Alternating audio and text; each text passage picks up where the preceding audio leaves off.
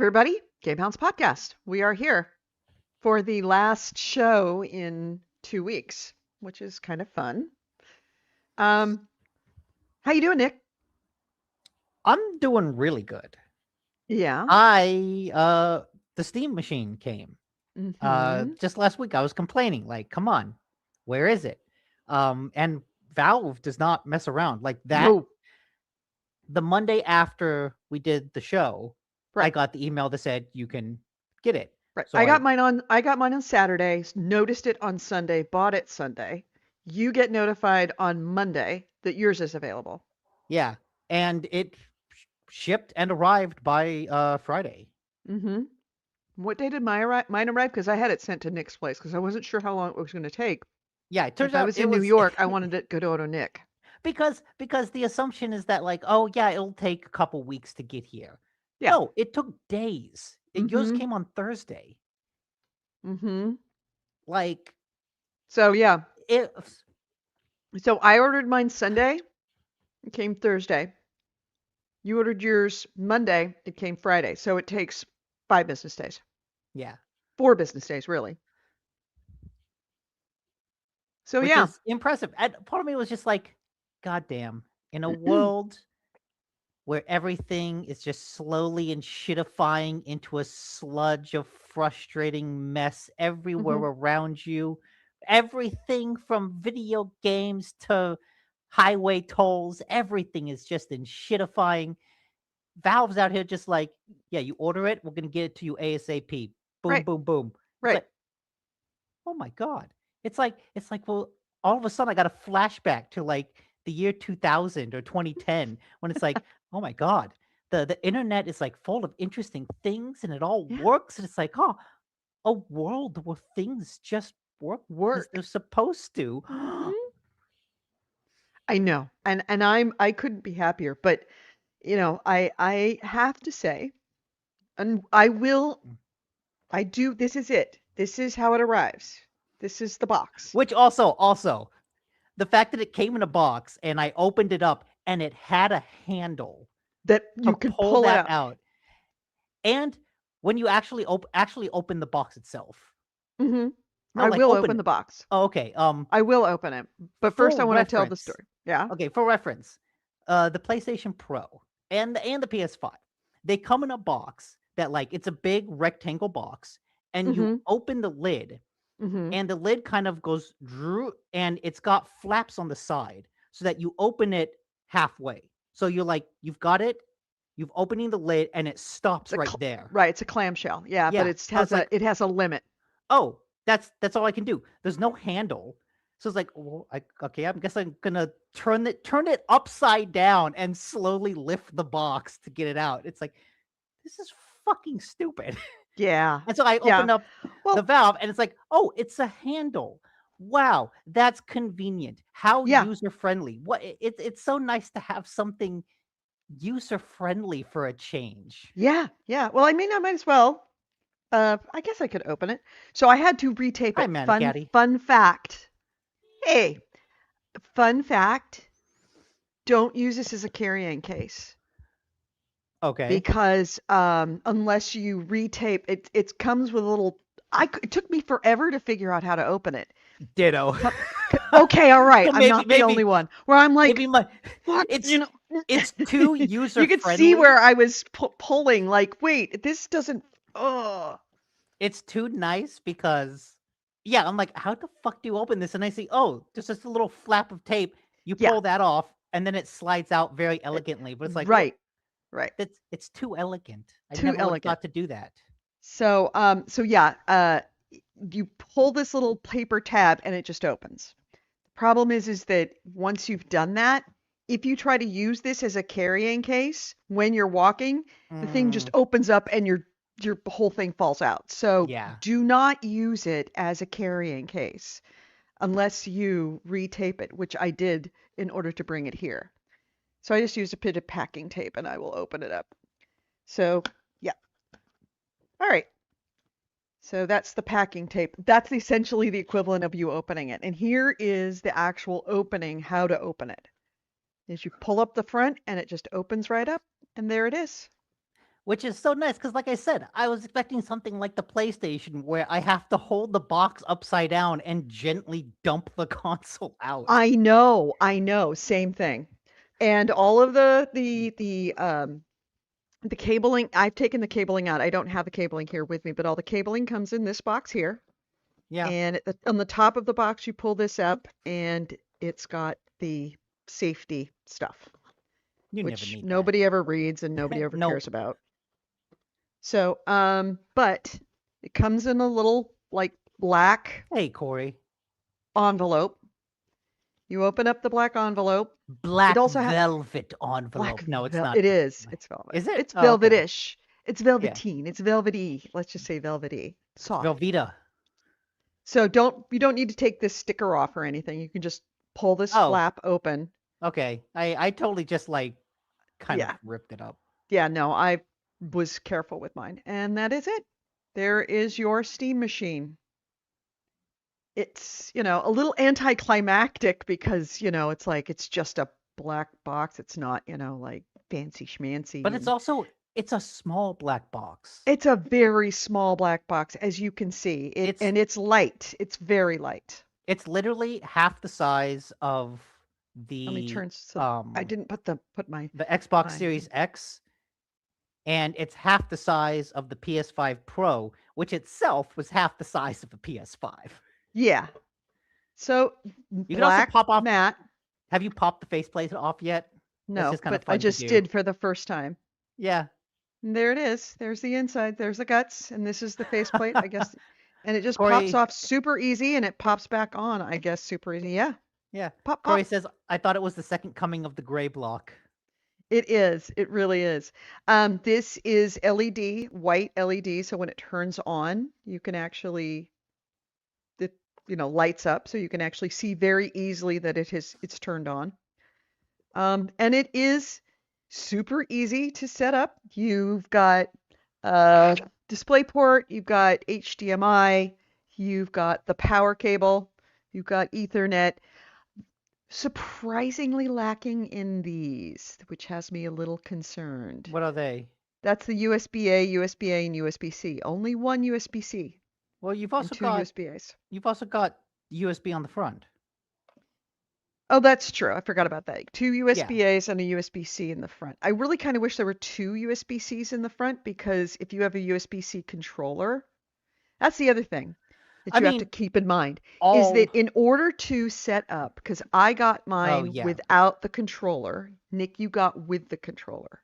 Yeah. In order to set up a PlayStation controller, which by the way works beautifully with it, but in order to set it up as a Bluetooth connection, you have to plug in a You have to connect it with the cable. no, you not connect it with a cable. You have to plug in a keyboard or some Oh, other way to okay, okay. control it so that you can turn this to Bluetooth pairing mode. Because if you turn this to Bluetooth pairing mode, then you can't connect to it. You see what I'm saying? Connect it by wire initially to actually use as a controller. But if you want to use it wirelessly, you have to have something plugged into it to control this that's not this that you're trying to connect Bluetooth wise. Because this has to be in pairing mode. And if this is in pairing mode, then it can't talk to this. It can't be plugged in. Make Hmm. sense? Yeah.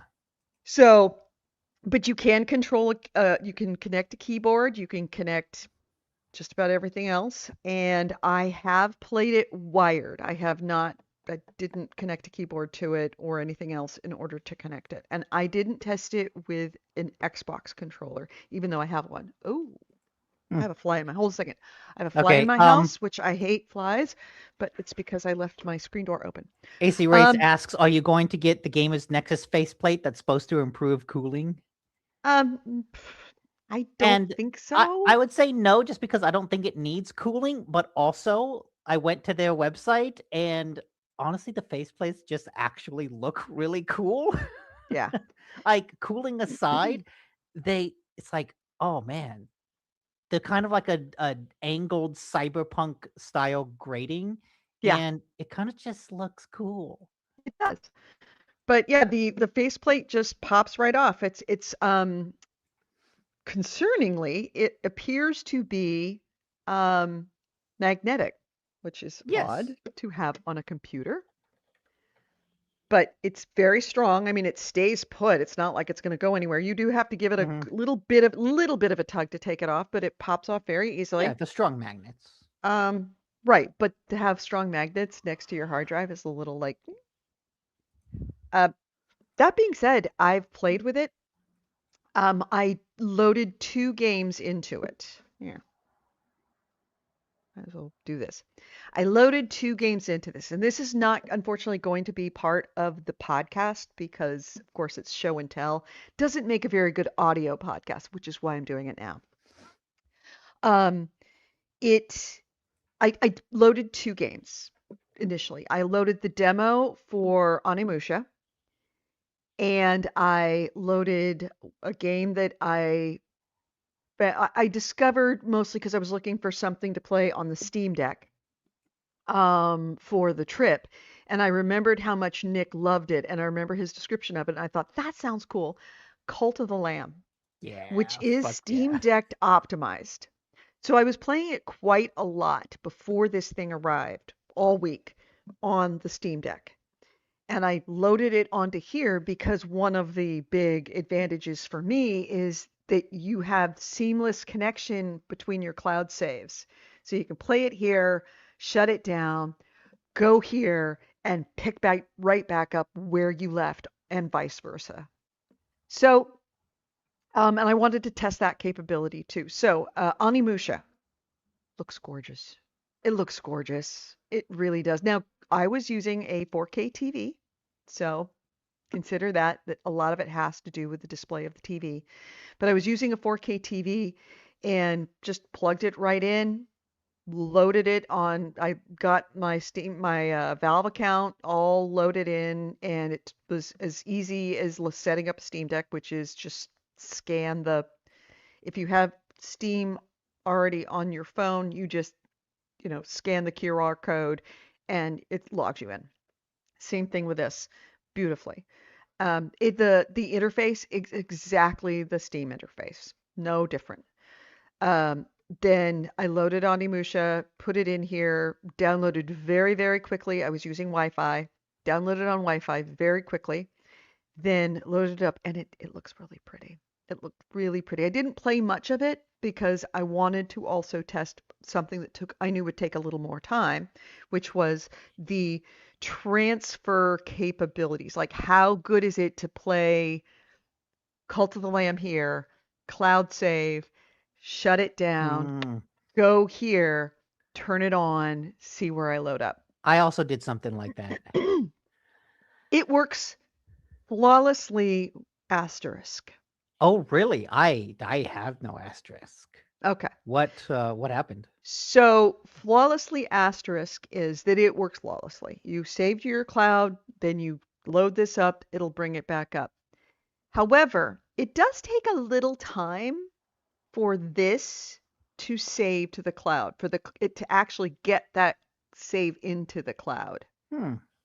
So when I first did it, and I don't know if it was because this was the first time I ever connected to the cloud with this thing or what, but because I haven't had that problem since.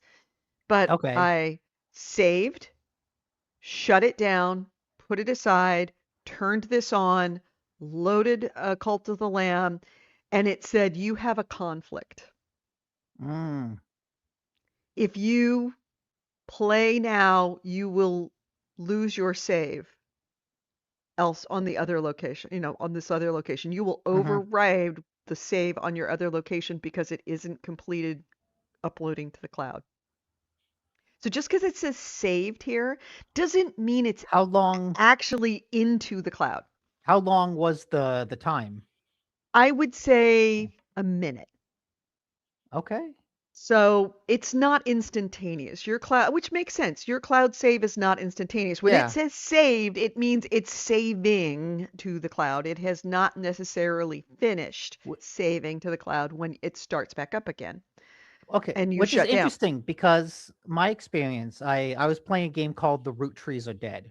Hmm. Um, and when I first set up the Steam machine, I booted up that game specifically because it's a mouse and keyboard game, and I wanted to test how the controller worked with it. Right. But I played a bit with I played a bit of the game on Friday night after setting up the Steam machine on the Steam machine. Saturday comes around, there's a soccer game, and as I'm watching it, I want to play on the Rogue Ally.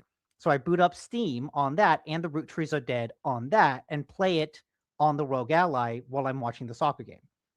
When the game ends, I turn off the Rogue Ally. I, shut down the game, turned off the Rogue Ally, picked up the Steam controller, booted it up, which is, again, we talked a lot about how it boots up wirelessly. I just hit the power button. It turned on the Steam machine, but also automatically changed the input of the TV so that it just booted up. Then I booted up Root Trees Are Dead and just hit continue. Mm-hmm. And again, like 60 seconds passed, and I just put the ally down, pick up the controller, booted up the game, hit continue, and it picked up exactly where I left off. It may have been because I didn't shut down the Steam Deck.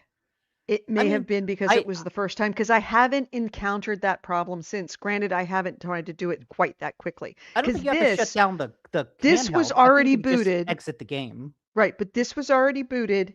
This was already booted. I shut it down and went straight to this. So it was a very quick Okay, trip. so then I wonder if there's something in the like, oh, when I take the Steam Deck out of not Steam Deck, Steam machine out of sleep mode, there's something that happens where it automatically syncs.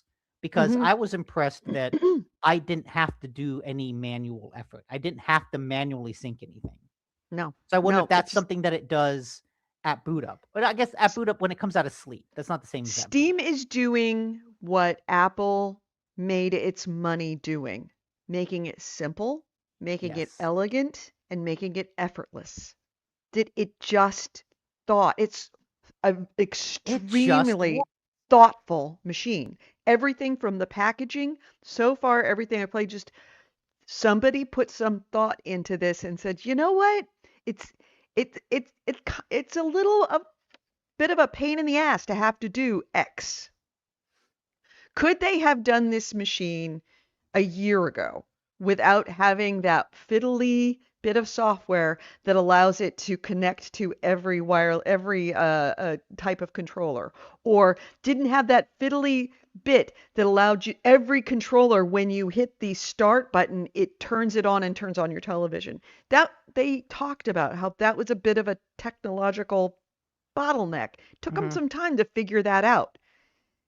They could have released it quite a bit sooner had and probably cheaper had they not done that.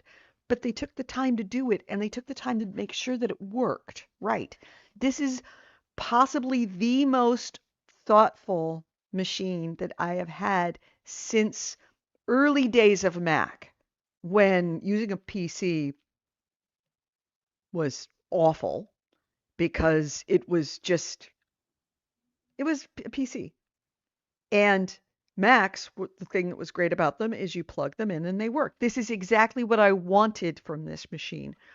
I wanted it to be plug it in and it works. Yeah. And it does that beautifully, I really I was beautifully. I was very excited for the integration, that being able to switch from console to handheld. That Mm-hmm. was kind of my main use case and my main desire for this, is to be able to play something on the TV, switch to a handheld, and switch back. And so the fact that I was able to do that really seamlessly, really easily, I didn't even get a prompt to that, like something would be overwritten. Like it just worked without me even thinking about it. And that to It, me, that moment yeah, when I booted up Root Trees on the TV and I just hit continue and it worked, that's when I thought, this is what I want. this is what I This was wanted. worth it. This is what I wanted. Mm-hmm. And I will say, I booted up one game called Routine, which is a sci-fi horror game. It's still an indie game, Mm-hmm. but it's like it looks good. Mm-hmm. And on the Steam machine, I was impressed. I booted up and I thought, oh wow, this game looks really really good. And I think reading a lot of the reviews of the Steam Machine and a lot of people talking about its limitations and how it doesn't quite stack up to a PS5. Mm-hmm. Um, I think also a lot of that, like the little graphical details that they're saying, yeah, I can't do ultra mode for Cyberpunk 2077. But the thing about a console is that when I'm sitting 10 feet away on my couch, I can't tell the difference between upscaled 4K and true 4K. I can't Right. tell the difference between a game on high mode and a game in ultra mode. Like I'm sitting too far back to notice the tiny details in the textures. And so I don't think that particularly matters. Um, I was actually kind of impressed looking at routine, thinking, "Oh wow, this machine will be able to run more graphically intensive games than I was even thinking about." Mm-hmm. Just because it's it's designed to sit back on the couch 10 feet away, and so I don't I don't need it to do ultra mode because I won't notice that anyways. Right. And Yeah, and AC also, Wright if you said, think about it, sounds like uh, decent audio for the podcast. yeah, I may actually do this as a separate show for the Yeah, podcast, like just cut it out and make it separate for the podcast. So, um, the other thing that is I find very interesting and makes it, I was talking about doing Apple, but they're doing Apple better than Apple, is that, I'm talking about that ease, that efficiency, that just like, oh, thought, just thoughtfulness. I'm I'm going from Steam Deck to Steam Machine. That is within the Steam universe. It's all inside the Steam garden. You had an identical, flawless, seamless experience going from a Rogue Ally yeah, to a Steam Deck. Now, Apple is great for making sure everything works seamlessly within its own Apple products and doesn't yeah, necessarily make it very easy. Like, iTunes on an Android is okay. iTunes on a, like iTunes on a PC is okay, but the optimal experience is having an iPhone and AirPods and a Mac computer. And like or a laptop and the desktop, having it all within the same universe, everything does flow seamlessly, but not so much when you're talking about mixing and matching with other manufacturers, different parts of those. Yours, it worked just as seamlessly with a Steam Deck as it did with a Rogue Ally, yeah. Eh, and that says something. It just works just as seamlessly with a PlayStation controller as it did with your Steam Machine controller.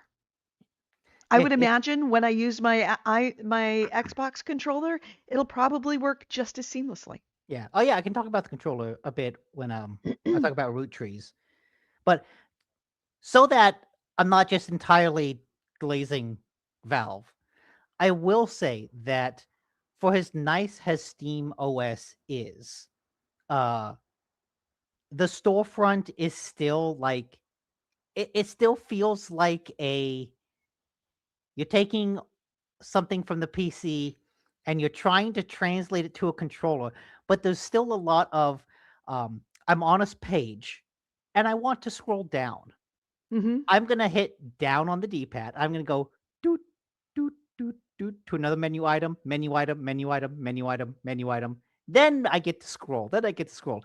It's filled with so much information that there's a lot of tapping through things.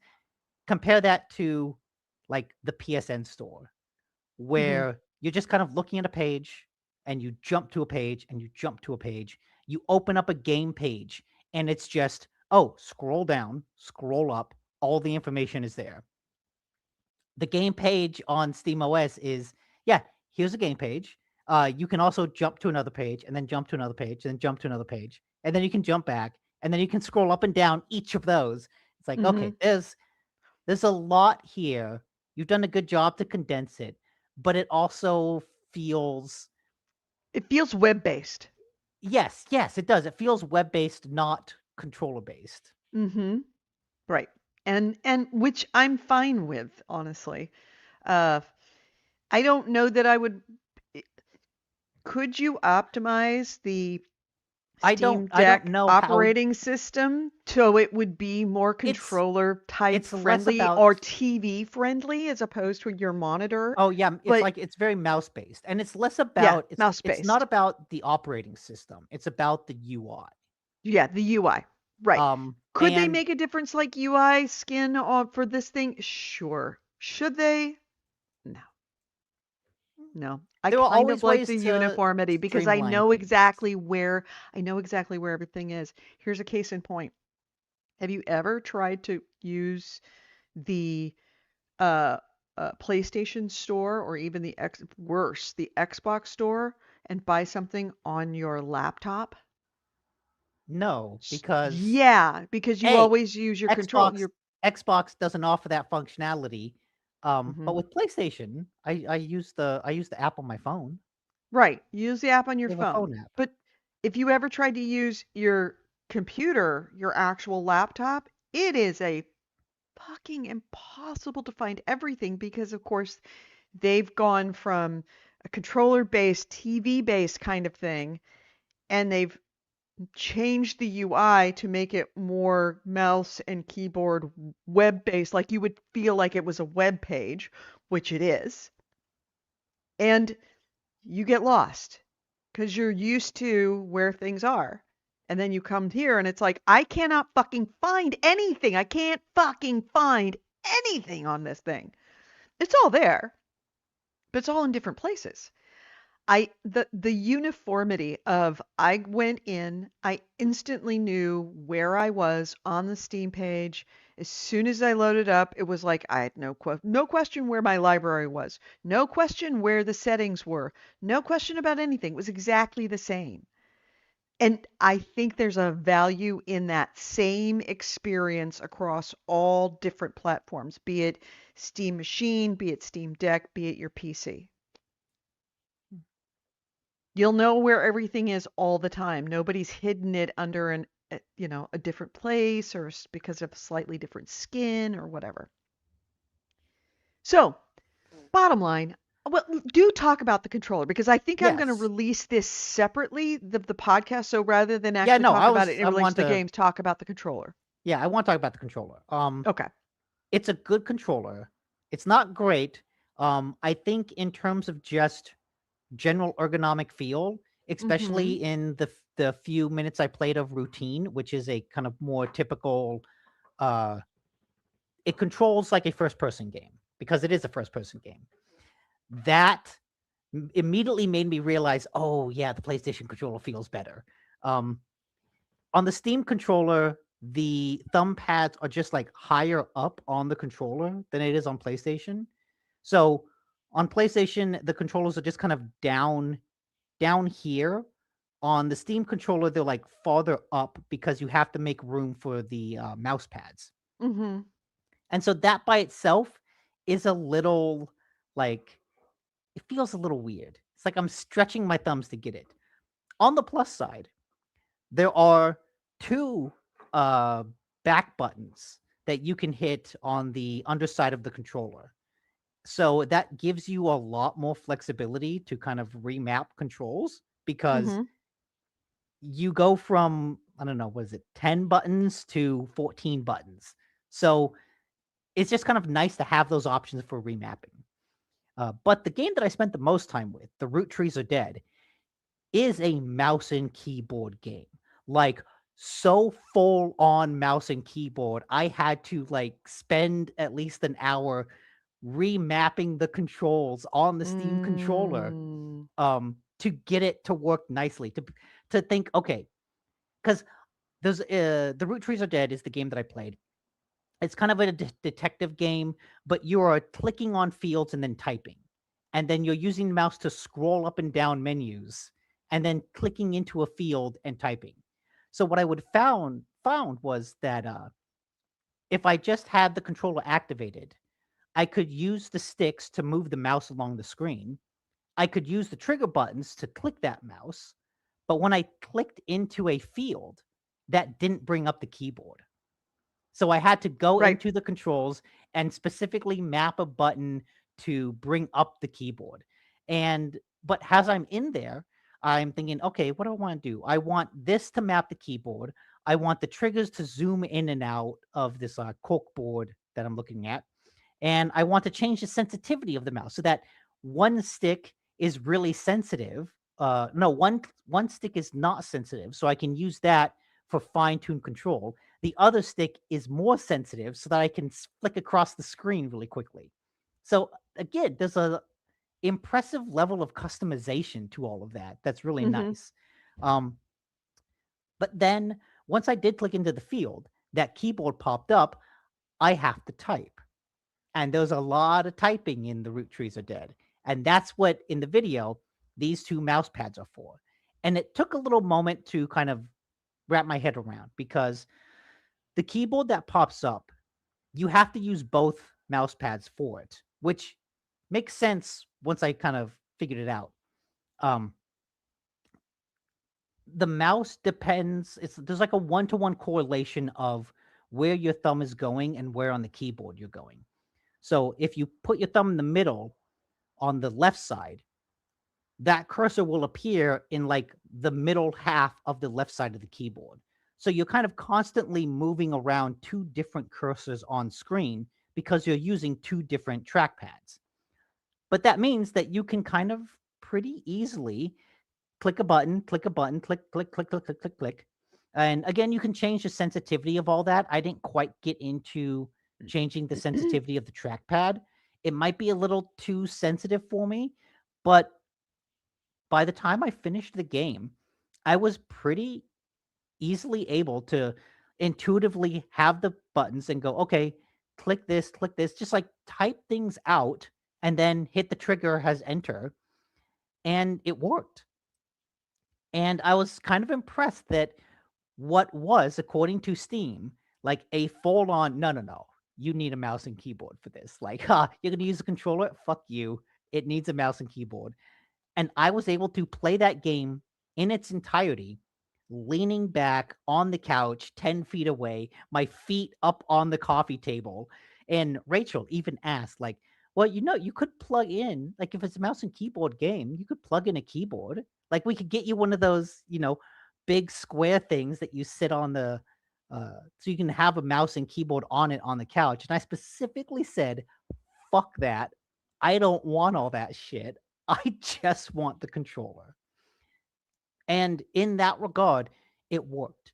I Mm-hmm. think I don't know if I will be playing, what's a game that comes out like Control Resonant on this, just that kind of really intense shooter game, just because the ergonomics. I'm so used to the PlayStation controller that uh, I kind of want that for all these sweaty, intense games. But the Steam controller does what it needs to do in terms of bridging the gap between a mouse and keyboard and a controller. And so as I'm going through my library and I'm looking at all the games that, oh yeah, this can use a controller, this needs mouse and keyboard. This can use a controller, this needs mouse and keyboard. I'm not looking at that thinking I should uninstall the mouse and keyboard games. I'm just looking at that thinking I can still play that. Mm-hmm. I can play that sitting on my ass 10 feet away in my living room. And again, that's what I really wanted out of this machine. I wanted to be able to play a, you know, mouse and keyboard indie game sitting on my ass in the living room. Yeah. And the controller, it will take, I'm sure those mouse and keyboard games will take some configuration the same way Root Trees did. Mm-hmm. Um, but I can do that. And the configuration for controls, um, like it's not that difficult. Thankfully, Root Trees had a community template. Oh, So if nice. you're looking, because when you're remapping controls, you can download templates that other people have created. And that was one of the ones that did that. And after I downloaded that, tested it out a little bit and thought, oh, wait, no, I want to change these things. Instead of having mouse click on the trigger, I want to put mouse click on R1. And I was like, okay, it was easy enough to go in and change that.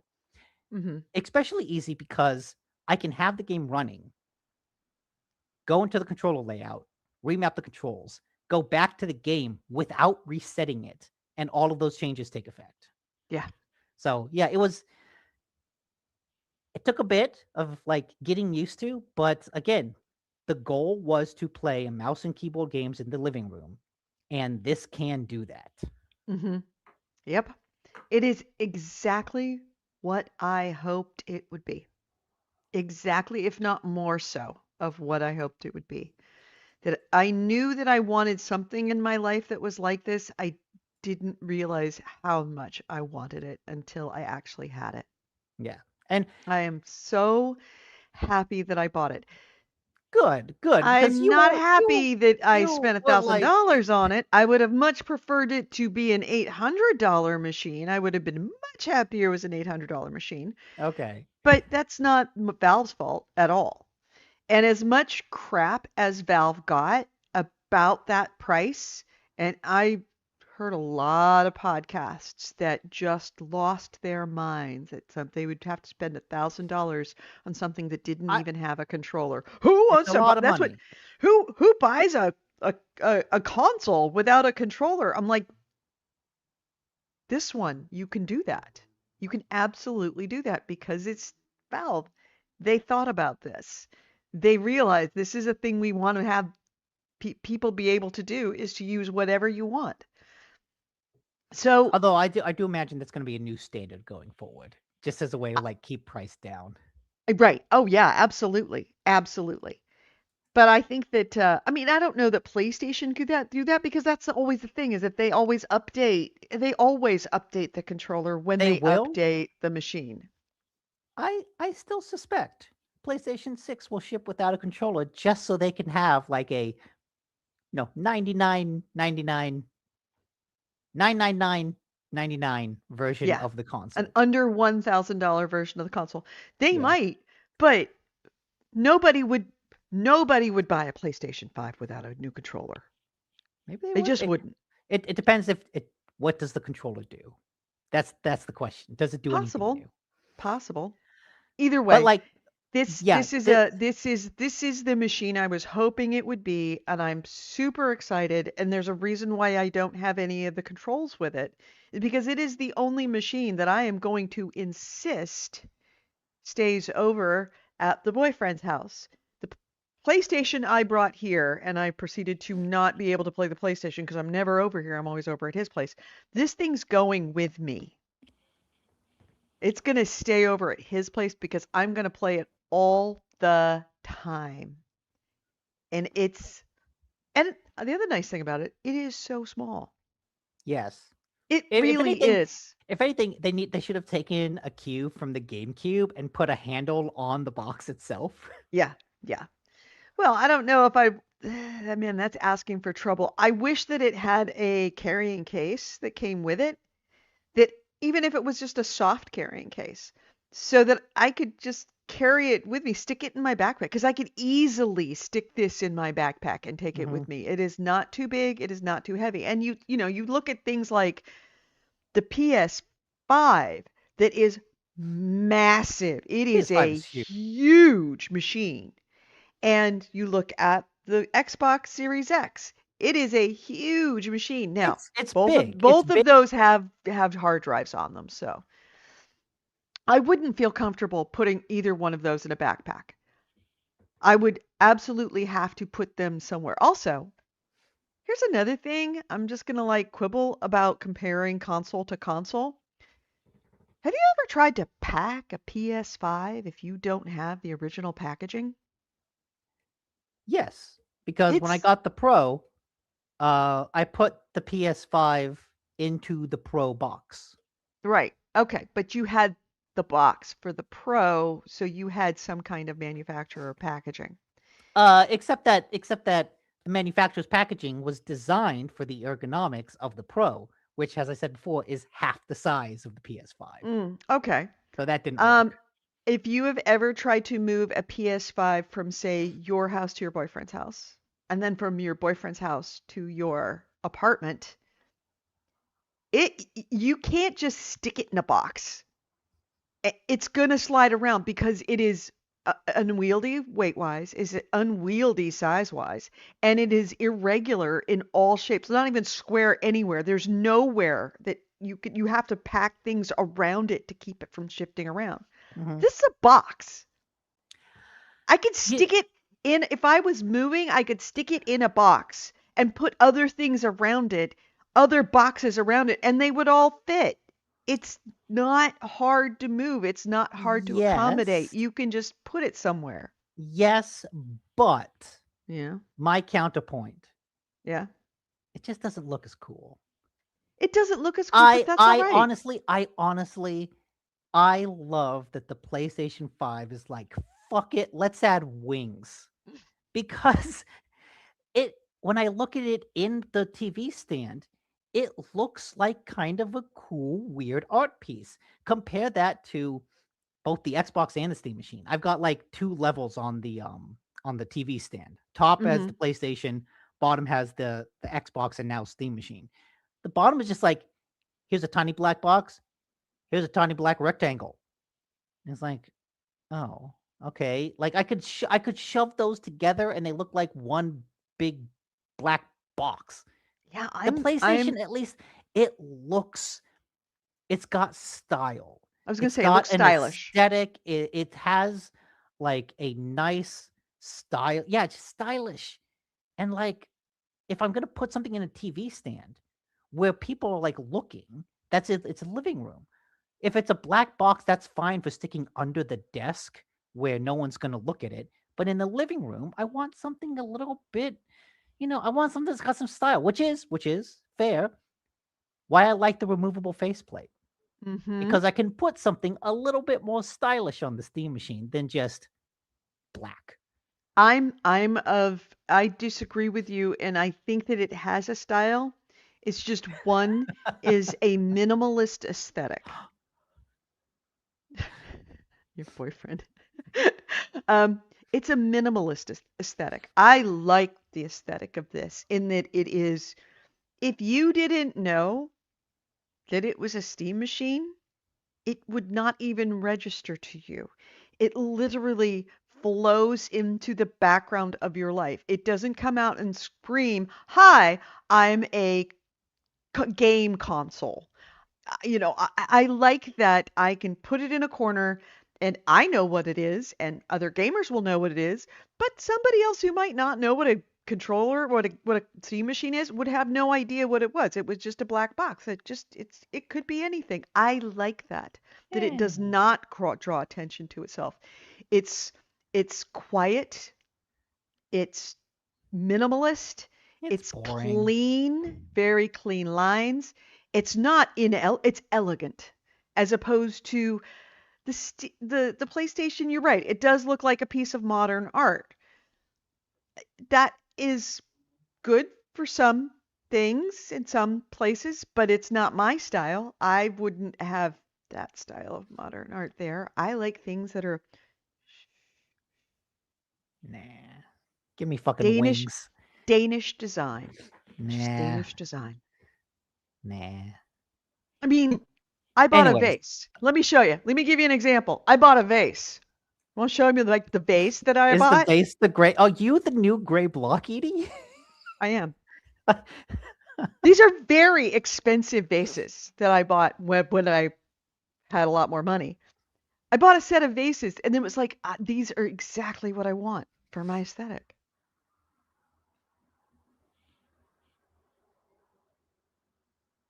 I mean, they're at least like kind of offset in interesting ways.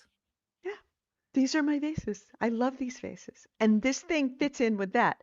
PlayStation, not so much. The PlayStation stands out. Yeah, And if that works for you in your world, that is great. I like But that. if you don't want something that stands out and screams, "Hi, I'm a game console," Steam Machine. Yeah. Let me go put Uh, back my Going famous back, vases back. AC Wraith said, "I think you can export your configuration to use in other games." Yeah, I do think that I can You can Uh, save your configuration. yeah, I Yeah, can I save would the controller imagine that you save the configuration. configuration because anytime that you're going to be using something that is a controller and mouse type game, you're probably going to want to be referring back to that Yeah, configuration. maybe. Because Root Trees Are Dead was also like a very minimalist mouse and keyboard game, so I don't know how much that will export to others, but the ability is good. Hmm. Then he also said, "I don't have a living room or a TV, just a room with two beat up recliners I can watch my phone screen on." There you go. Steam And Machine's and probably not for you. yeah. Yeah, And then on the this is your aesthetics, grown-up console. This is a grown-up's console as opposed to the PlayStation 5. You put that in the kids' room because the kids, now the that's what they want. PlayStation 5 is the grown up console. He says, honestly, I think they should have gone with some sort of standard mini PC case instead of going proprietary with so many parts. I would agree with you and would have agreed with you until I put my hands on it. And I I just love the elegance of it. I've seen a breakdown. I think it was PC Gamer where a guy wanted to like, hey, how easy is it to add memory? Hmm. And so he went into it and ended up like taking the entire thing apart. Um, and what he discovered is it is highly unique. Like it is not an Oh, off the shelf thing. The parts are like Tetrised together on top of each other. He's like, in order to replace the hard drive, you pop open the thing, like you pop off the back, hard drive is right there. So you can just like pop that out, put in a bigger one, easy to do. really? You want anything more than that? Oh, You have like to. if I want to add RAM, if I I want to think if you get want to another add RAM, 16 gig stick. first you gotta take off the hard drive, then you gotta take off something else. It's like then you gotta take off the heat sink, then you gotta take off the other thing. It's like in order to get to piece X, you have to take off piece Y. Right. And so he's like, just almost puzzle box esque, where it's like, okay, you're you're you're removing one piece in order to get to another piece, in order to get to another piece, in order to get to another piece, in order to get to the RAM. But Hmm. that's because they are Tetris together in such a perfect form in order to get that really tiny, perfectly square form factor. Envelope. Yeah. Yeah. And he's like, yeah, this isn't it is upgradable, but you gotta work for that. Yeah. You It's gotta all you right. gotta go in there. I'm just gonna plug in a hard drive. And that's fine. And also like you don't need a hard drive because it does take SD cards. SD cards. Right. I don't want to really and I guess this is left over from when, from Kevin with so many SD cards. Because of course, all of his flights the drone flights, he put on GoPros. GoPros use SD cards. Mm. So many SD cards. And I threw away so many SD cards. Oh I my mean, god. stacks and You could have stacks and stacks of them. that's gold. You I know threw away a now. gold bar. Now I threw away a gold bar. Yeah, but now it Oh, is. how good we But I had mean, it. I still have, SD cards. I'm still finding them like stuffed in corners. They're like paper clips in my old place. They're like I pull up the carpet and there's like, up SD cards. I've got lots of SD cards at home. That's not a problem of putting on it. But I'm not a big fan of saving SD cards and putting things on SD cards and leaving them there. I mean, I guess I could get one big one and just leave it inside the machine at all times, but I kind That's of what like I'm the gonna idea of do. having a hard drive. I before prices got crazy when I was playing with the Odin emulator. Hmm. I got a big terabyte SD card and then eventually got a bigger SD card. But before I got the Steam machine, I went through that and it's like, okay, I'm gonna move all the stuff from this card onto the Odin's hard drive itself. That way I have an empty SD card and I can just plug that into the Steam machine and use it to, you know, for everything. But then I also realized for my purposes of using it as kind of an indie game machine, you can fit a lot of indie games on 500 Hmm. gig. You can't Hmm. fit a lot of AAA games on No, 500 gig, but you can no. fit a lot of indie games. But that's the thing is that now my life has been opened up to the option of indie games because there are indie games on PlayStation but nowhere near as many indie games as on No, PC, that's as also on one of the Steam. reasons I was really excited to get it is because you and Andrew are both primarily PC gamers. This makes it easier for me to play games with you two Yeah, in my living room yeah, because now I have a PC in the living room. yeah. Our social life is going to change considerably. We are going to play Phasmophobia. I'm so excited for it. Yeah, we are actually, aren't we? I mean, we could have played it before because it is crossplay, but we're going to play We're this Halloween. This Halloween. This Halloween, we're playing Phasmophobia. Actually, this Yeah. Halloween, we're going to be playing GTA 6. Yeah, that's probably true. All No, right. no, because GTA 6 is out in November. Oh, that's right. It's in November. Like it's in November, not in October. Yeah, we'll play Yeah. Phasmophobia until GTA 6 comes out. If you're playing GTA 6 in on Halloween, Rockstar is going to assassinate you. Yeah, they, they probably. will they will come for your family. And no one will stop them. There's nobody in the world that will be able to stop them. Nope. So that concludes our review, our early review, our Yeah. first look Oh, reviews of the Steam machine, and as well so as the you have to give your big Discord reveal for of not the game boxing. sales. Oh, What I did guess you say? Gamers Nexus has an excellent teardown on the Steam machine, and he says, "Oh, Yeah. Edie doesn't pay attention to the links I give her in Discord if they're not game sales." No. I guess I didn't see this link either. I didn't see it, yeah, but it makes me feel better that it does that gamers, but this is Gamers Nexus. They, they have all of that stuff stuffed in their big brains. I've moved that off of the hard drive quite some time ago of how to build a PC.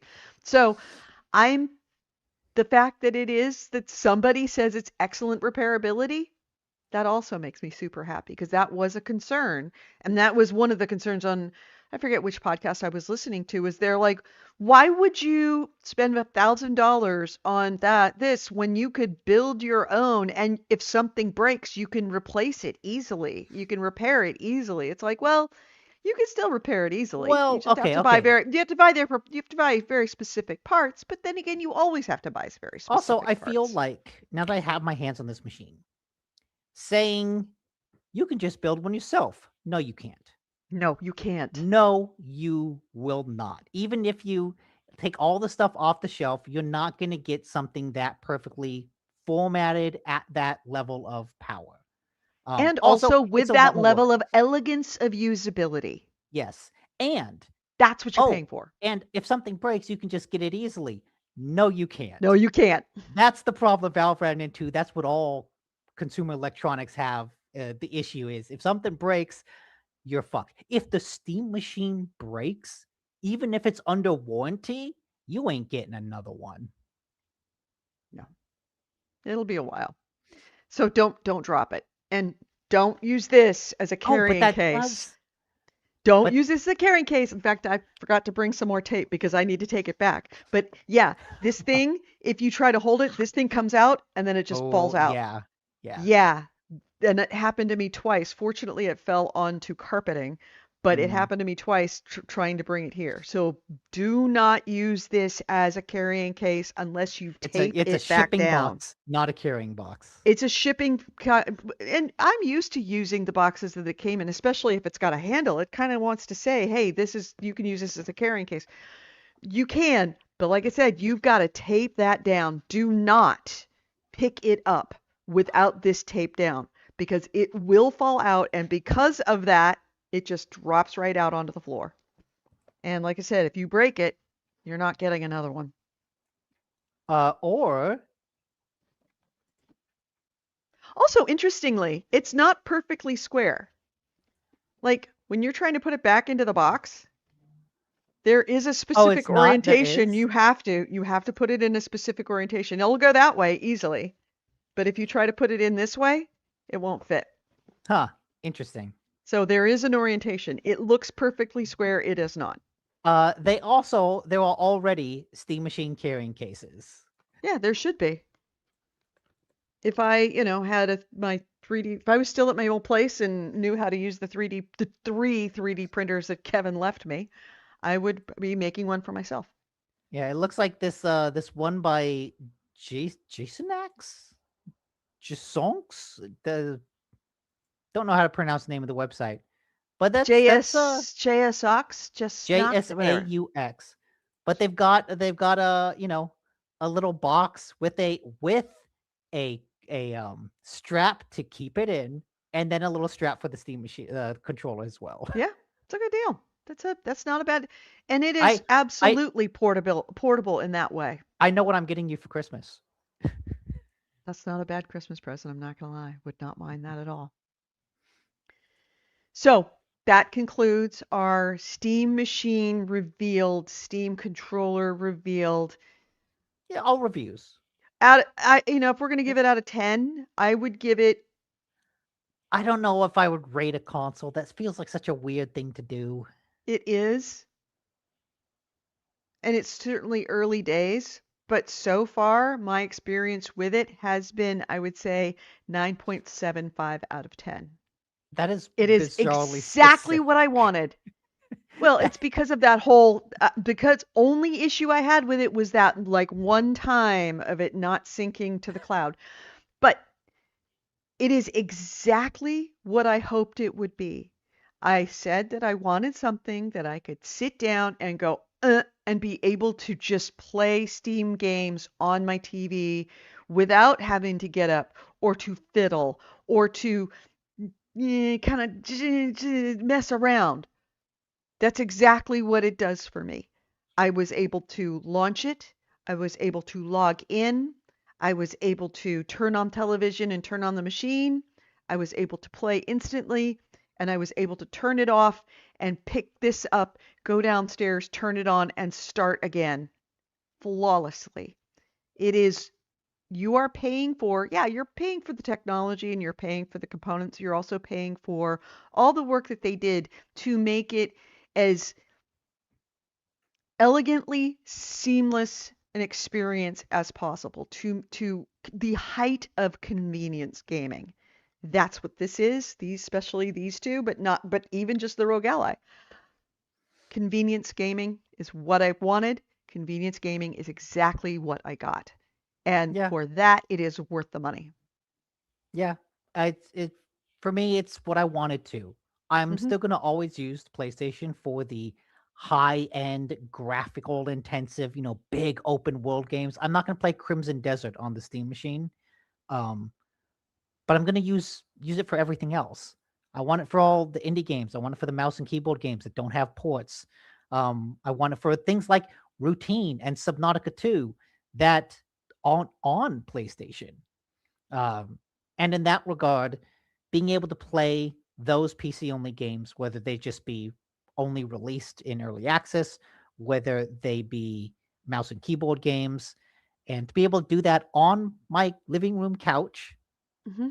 is nice. And to have that interoperability between uh, the handheld and the console, and to do that really easily, that's what I And to wanted have out be of able it. to play co-op games that aren't Yeah. cross-platform. Yes. Yeah. And That's huge for me. yeah. If anything, there's like a kind of a weird going back to like the 360 era where, oh, I wanted this because I wanted a PC to play games with my friends who are all on PC, but I also don't want to play on a PC because then I have to go into the office, and I don't want to go into the office. Or I have to play it on my laptop, and I really don't want to play it on my laptop.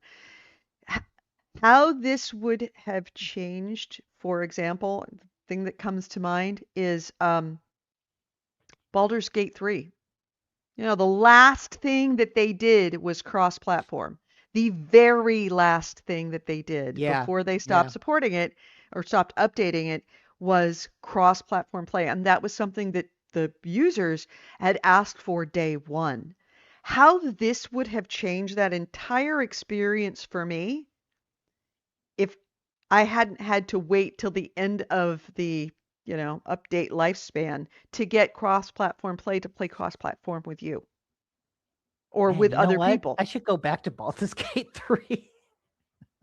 Because now I can play with my friends everywhere all the time, regardless of I don't have to wait for them to release a cross-platform patch, Yeah. I which mean, you can may be also, soon. It may be the very last thing they do before they walk out the door. You're not at the mercy of the developers and what their time schedules are as far as patches and updates. yeah, yeah,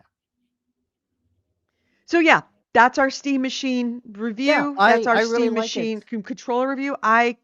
So far, it was more than I wanted to spend, but I could not be happier about it. Yeah, I reading all the reviews kind of confirmed that it is what I wanted it to be. Because, like I said, I'm not looking to replace the PlayStation. I'm looking to replace the Xbox. Mm-hmm. Like Yeah. I still want two consoles on the TV stand. Uh, and so But one of them's not gonna. I got my You're high replacing end. one black box for another much smaller black Yes, box that's going I to be got more useful. I got the high end thing, and then I got the thing for everything else. Mhm. And I think now, looking ahead, the ball is kind of in Xbox's court. Can they justify replacing the Steam machine with the Xbox? I It'll don't be think they interesting to can. see. It'll be a big challenge, but that's What kind if of where they yeah, are now. what Because, if like I said, Xbox decides to the, go Linux? the then hell is frozen over, Yeah. and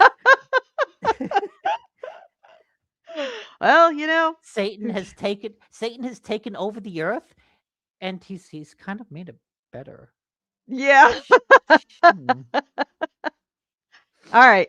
So thank you for listening to that. Now we're actually going to start the regular podcast and get on to the regular podcast because there's a lot we Oh have to yeah, we talk haven't about. even done the intro song. We no, because this is going to be a separate thing I'm going to release as a separate podcast, a separate episode. Because like I said, there's a lot of stuff here that isn't necessarily it's good for the an audio podcast, but there's also a lot of show and tell that isn't great Yeah, for an audio yeah. podcast. So if you're listening to this as the audio podcast and you want to actually see this stuff, it is available on our video podcast that we did like live, our stream, which you can watch anytime on Facebook, on YouTube, and on Twitch. On Facebook, we are facebook.com/the GameHounds. On Twitch, we are twitch.tv/the GameHounds. And on YouTube, we are GameHounds Vids, VIDS, is in videos, all one word. If you want to actually see what we were looking at and see where we were pointing, you know, feel free to come and look at that at any time. And let me invite you to come visit when we do our live streams every Sunday at noon Pacific, 3 p.m. Eastern on Sunday, every Sunday, except for the next two because I'm going to be in New York. So thanks everyone for listening if you are on the audio podcast. And if you are listening to us live right now, please stand by. We're going to start the regular podcast because I have a lot of news to talk about. Not the least of what happened with all of the studio air quote closures with Xbox, the 3,200 jobs lost, additional layoffs at other companies, and I will tell you the saga of selling my 64, my original Steam Deck that is currently on sale on eBay right now. That has been a bit of a wild ride. Let me tell you. I will update you and show you the details. And Get a white maybe, Sharpie and sign it, and we can up the price by like $100. well, no, I'll probably do some scammer shaming, is what I'm going to do. Because, Mm. oh boy, did they come out of the woodwork for this one. So keep you posted. Stand by. And thanks so much for listening. And we will talk to you, podcast people, later. If you're watching live, don't move. We're just going to start the regular show. All right, let me start music. We can do the regular podcast. And then we will talk about, stuff. Let me get rid of that banner real quick. There we go. And what are you looking for?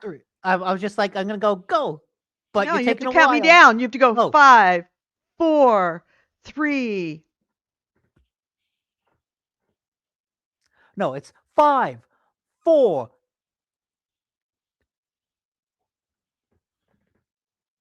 This podcast discusses video games, pop culture, and technology, and these podcasters have big, fat potty mouths. Fuck you. If you're younger than 18 or are easily offended, please stop this podcast now. Oh, and your mom said to take out the trash and do your homework.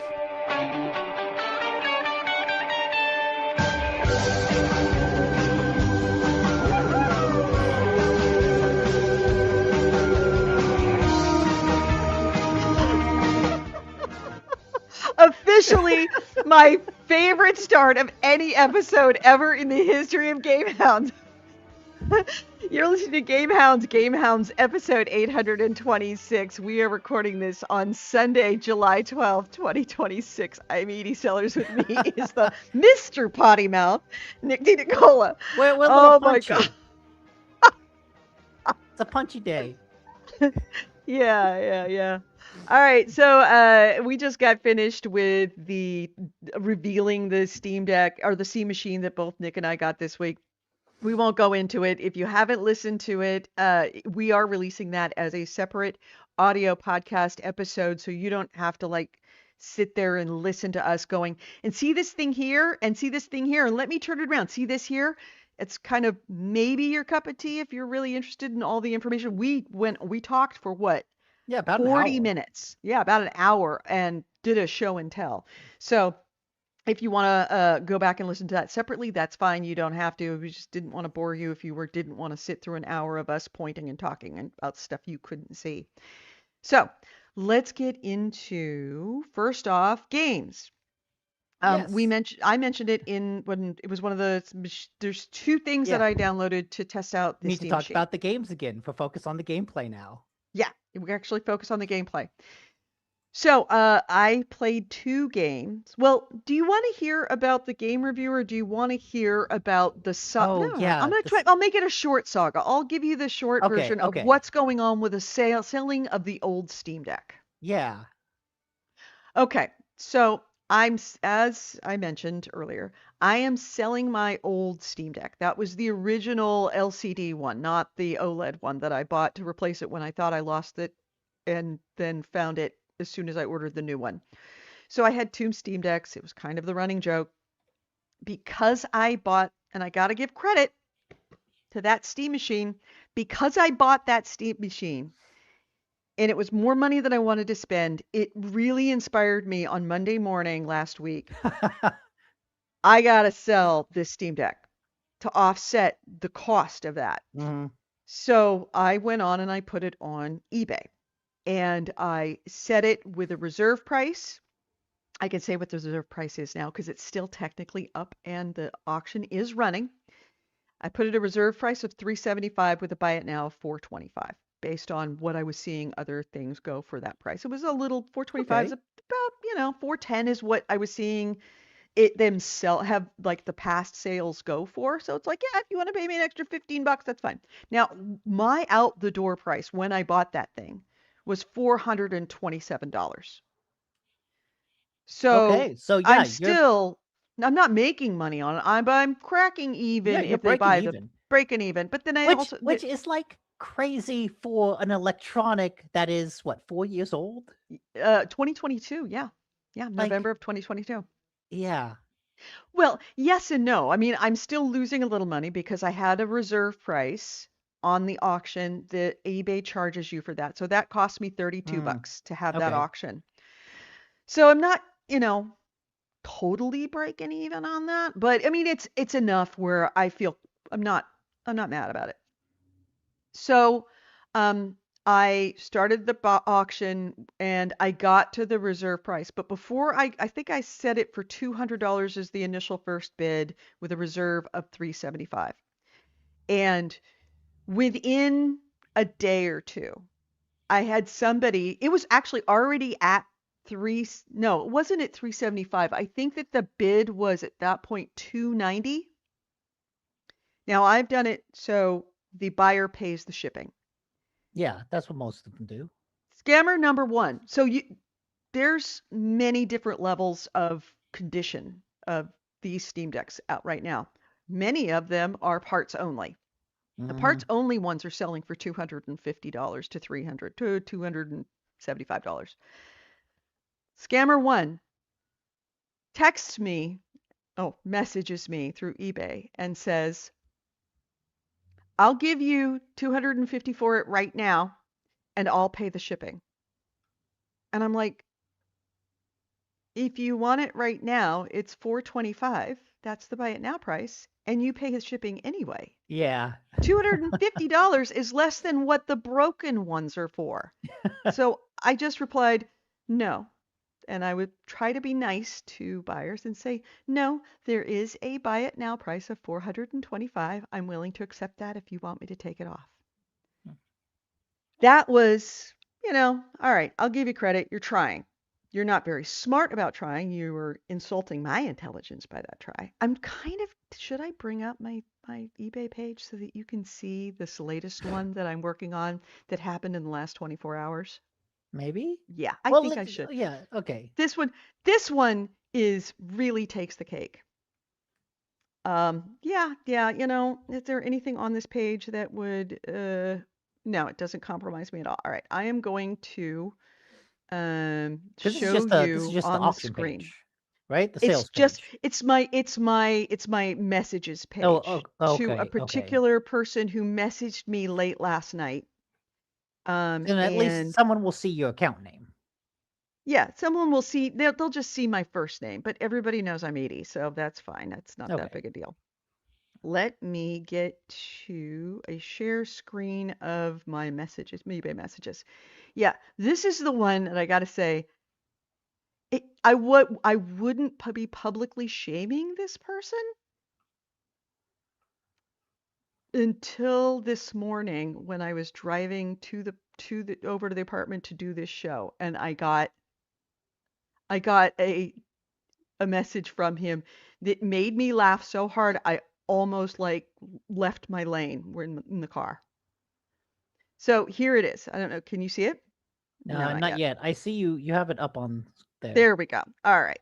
So here it is. He says, where are you located? Well, all right. I was being nice to him because it says on the page, on the Steam, the actual listing, it says that it's coming from Redwood City, California. Mm-hmm. So I'm like, and how long will the shipping be? Also, right under that listing on that page, it says estimated shipping time to your location is whatever it would be, because it knows where I am, it knows where the buyer is, and it gives you an estimate. But I was being nice, and I said, I'm in the San Francisco Bay Area. Time is dependent on where you are, but I will ship out the day the auction closes, and I get notification from eBay payment is made. Also, the estimated delivery date is in the listing, so if you want to know when it should arrive, please check the listing on your page. eBay shows estimated delivery date from my location to where you are. As I said, it will be mailed the same day that payment is confirmed by eBay and I get the notification. This was this morning at 6:52 a.m. Question: can I get your phone number so I can call you in person? Me, 8:53. Absolutely not. But I'd be happy to answer any question you have here. Would you be able for me to get it for free so I can sponsor you on TikToking's YouTube so that I can get a lot of money through me helping you and getting a good review on your product? Would it be possible? If not, it's okay. And I just wrote, no. Sorry. Yeah, I mean, you know what? I'm impressed. Like just that. Okay, I see. And it's already at 375, and it clearly says that the reserve has been met. But counterpoint, can I get it for free? But can I get it for free? Yeah. I'll say nice things about you. I'll say nice things about you on TikTok and YouTube. Yes. No, on TikToking in YouTube. And TikToking YouTube. I kind of almost wanted to send him a message saying, oh, sorry about that. Yeah, no. And by asking this, I will be saying nice things about you on YouTube, Facebook, and Twitch. Here's the link to my podcast that's about to go live in 20 minutes. You will be featured. I mean, hey, they shot their shot. Can I get your phone number? Absolutely not. Yeah, you got to appreciate the hustle, right? I'm sure they're on every listing saying, "Hey, can I get it for free?" Can I get it for free? I just, yeah. That I guess this is just the life of somebody that posts stuff, posts interesting things on YouTube, but Yeah. on, Oh, like look, eBay. But or like maybe they're just a 13-year-old kid that has no money, and they're like, mhm, "I've got no money, but I got a lot of time. I'm just gonna try mm-mm, to get a mm-mm. Steam Deck for free." Yeah. AC Ray says I was way behind in the stream. I only figured out because I took the phone into the bathroom to try keeping up. Really? I mean, I take you guys into the bathroom all the time, so you bet you know that. But I turn off my microphone at least. At least so far so good. I haven't pulled a Leslie Nielsen yet. Thank God. From what was it just came out this year. Police Academy. Yes, Police Academy. Mm-hmm. Why did you keep eating those? So yeah, that is the saga of the Yeah. selling of the Steam Deck. Just in case you're interested, to be honest, the current price, and I'll stick it up here because you know me. Um, I will go to the listing. Just in case you're interested, that's me. I don't think that should be my price. At $375 is a really good price for this. Based Mm-hmm. on what other ones are selling for, I mean, you can see what other ones 450, you know, this is parts only is 267. This one is 400. So this is a really good price. Now, will it stay that way? Don't know. But if you are interested in bidding, feel free to look for this listing right here. And I'm yeah, that is me. yeah, I still need to sell the Oh, wait, base hold on a second. PS5. You're on the wrong screen. Sorry. Let me What? it opened it up in a new thing so you can see it. Here we go. No, I'm still looking at the eBay There we go. page. Yeah. Oh, Yeah. that. Okay. There it is. There's the listing for me. And $375 is a very good price for this. It's actually a It is really good price. How much are those going for now? they're going, that's what I'm saying. I was showing down here. They're going for their uh the parts only ones are going for $267. Yeah, but like 450, 400, this is uh 375, but it's in the same position. It's also yeah, a 3 thing. days. Yeah. So, Yeah. okay, with 3 So days left, I would are expect that to get over 400. exactly. And this is 1 day left. This is going tomorrow after tomorrow. It's actually sent this time tomorrow. So if you're Okay. interested in getting a really good deal on this one, just Which look is for this also one. And crazy. this is my username right here. Feel free to, go to my eBay user. It's fine. But yeah, The it's a good one. 512 gig OLED Steam Deck now is like $800. Mm-hmm. Yeah, and you know how many times it got used. It got used like 3 times. Mm-hmm. Got my original thing, and that's it I right guess there. okay, a refreshed 512 LCD is about 350. Mm-hmm. Yeah. Yeah, Well, that's I 350 need to from eBay. no, I'm just looking at Google. Oh, okay. I need to sell the Oh, those are PS5, the base refreshed. So PS5. those are broken and then redone. Whereas this one They're is like refurbished, but the those are refurbished is refurbished. like it's still from the manufacturer. Yeah, but if you've ever gotten something refurbished, just because it's refurbished doesn't necessarily mean it works. I've gotten numerous things from I've places that have been quote unquote refurbished, but what it was is they took it in, they turned it on, they didn't find the problem, and then they said clear.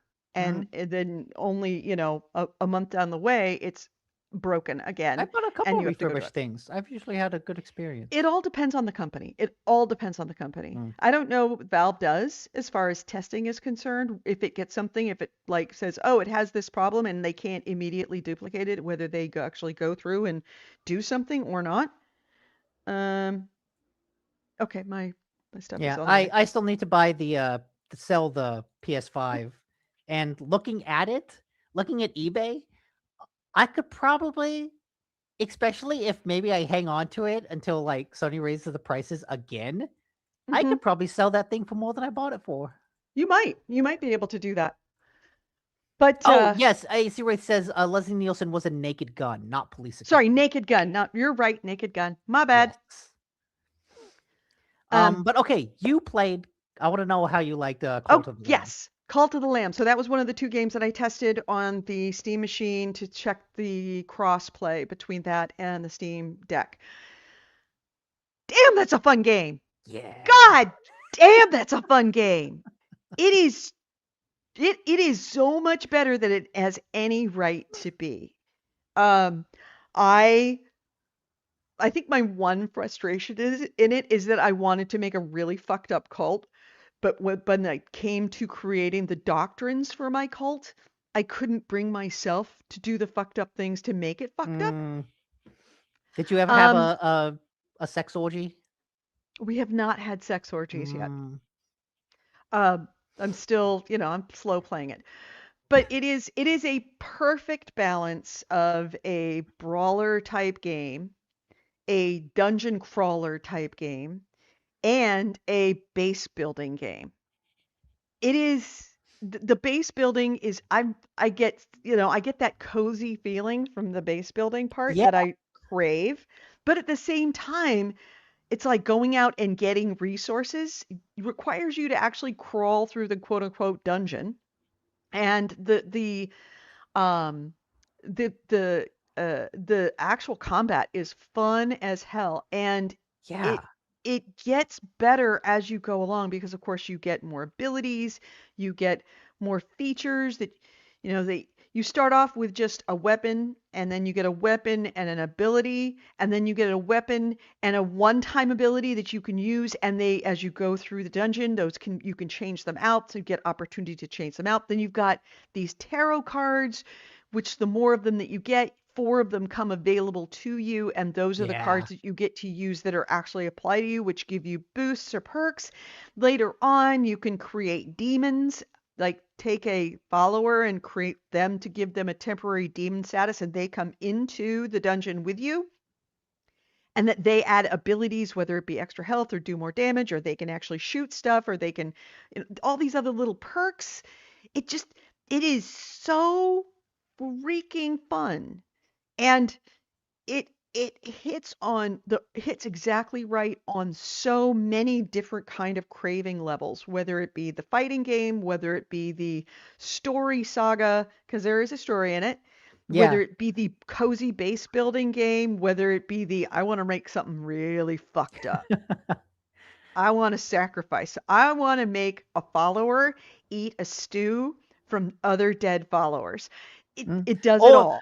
or like, you know what? I couldn't find any meat, so people, you're gonna have to eat shit. Right, you eat a Literally. bowl of poop, or having a follower come up to you saying, "Oh, savior, if you know what I've always wanted? I've always wanted to eat poo. Can you make me a bowl of poo?" And then you Yeah. get like he's like, "Oh, thank you, yummy, yummy." It's like, Jesus, this is fucked up. Or the guys who are like, I don't know if I believe in you. And you go, okay. To the what's the thing called that they stick you in? Stocks, the Stocks. stocks. To the stocks. And you leave them there, and you're like, I felt bad. I put them in the stocks, and I'm like it's officially called a prison, but it's stocks. Mhm.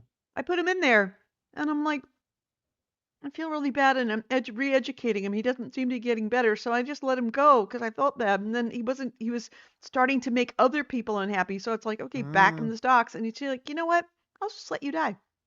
And eventually, I walked up to him to re-educate him. You get to re-educate once a day. And I run up to re-educate him. And one day he's like, I'm re-educated now. I'm like, oh, so I really need to make you suffer in order for you to see the light. Good to know. Mhm. I was trying to do it the nice way by trying to re-educate you without putting you in the stocks. Then I put you in the stocks and tried to re-educate you. And it took you a good long time, but eventually you figured it out. It, and there's also a dice game that you can go to somebody else off of, in a Oh different yeah. location Yeah. and play that dice game. That dice game is fun as hell. Just it's such a well-made game. and it hits Yeah. on so many levels that I could absolutely see myself playing this for a very, very long time. And I'm looking forward to getting the end of it, even though I'm very much slow playing it. I'm looking forward to getting the end of it so I can start over and start a different cult and make different choices Yeah, and I about think that cult. Make they've slightly more fucked up choices because I I think was a they've little afraid to make fucked up choices early on. they've added enough DLC that I think even once you get to the end, you can kind of keep playing in like a uh not new game plus, but like an endless mode. Mm-hmm. I can see it. But boy, is that a fun ass game. And it works Yeah. great on the Steam. The reason I picked it was because I went through the list of Steam, because as you know, I bought 2 games last time on your guys' recommendation, but they weren't optimized for the Steam Deck, and they kind Yeah. of require a keyboard. I don't know how far, I haven't looked very much farther into it. I needed to deep dive a little more to see how much the actual gameplay was required, or if it was just the keyboard was necessary with the initial setup. But I thought, let's just look at the list of games that are optimized for Steam or are great on Steam Deck. And I saw Cult of the Lamb come up on the list, and I was like, oh yeah, I remember Nick loved that game, and it sounded really cool. Yeah. You can kind of make your own cult. And I thought, oh, okay, I could, yeah, I'll buy it. It was on sale for the Steam summer Yeah. sale.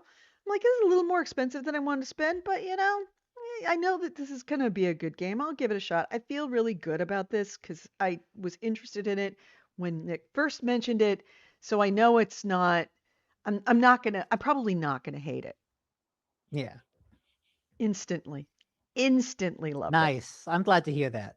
Mm-hmm. So, I We need know to it's an spread older the game. word. Let's spread the word. Let's make a cult around Cult of the Call it the Lamb. Cult of the Round, the Cult of the Lamb. It's, I'm coming to it late because this was released a year and a half ago, a long time ago. No, It's like been I out for a mean, long time. yeah, I came to it late because when I came to it, they had like all of the orgy DLC. Mm-hmm. So yeah, Oh, even that's I came DLC, to is it late. RGD's DLC. Yeah, because like I got the special edition or like the edition that comes with the DLC. Yeah, I But don't think I got that one. Maybe I when did. did it last come out? It's been out for a long time. Cult of the Lamb came out in 2022. Wow. So it's 4 years old. And Mm-hmm. it, so yeah, I'm late to the party on this one. But if you haven't played Cult of the Lamb, play Cult of the Lamb. And AC Wraith, no first person. No, it's all Yeah. type top down isometric. And it's a good one. It's a really good one. So the other one that I played, and I'm not gonna even mention it as a review because all I did Oh was no, go in and look at it, was a sort of Onimusha demo, okay. and Utah's already So talked about it.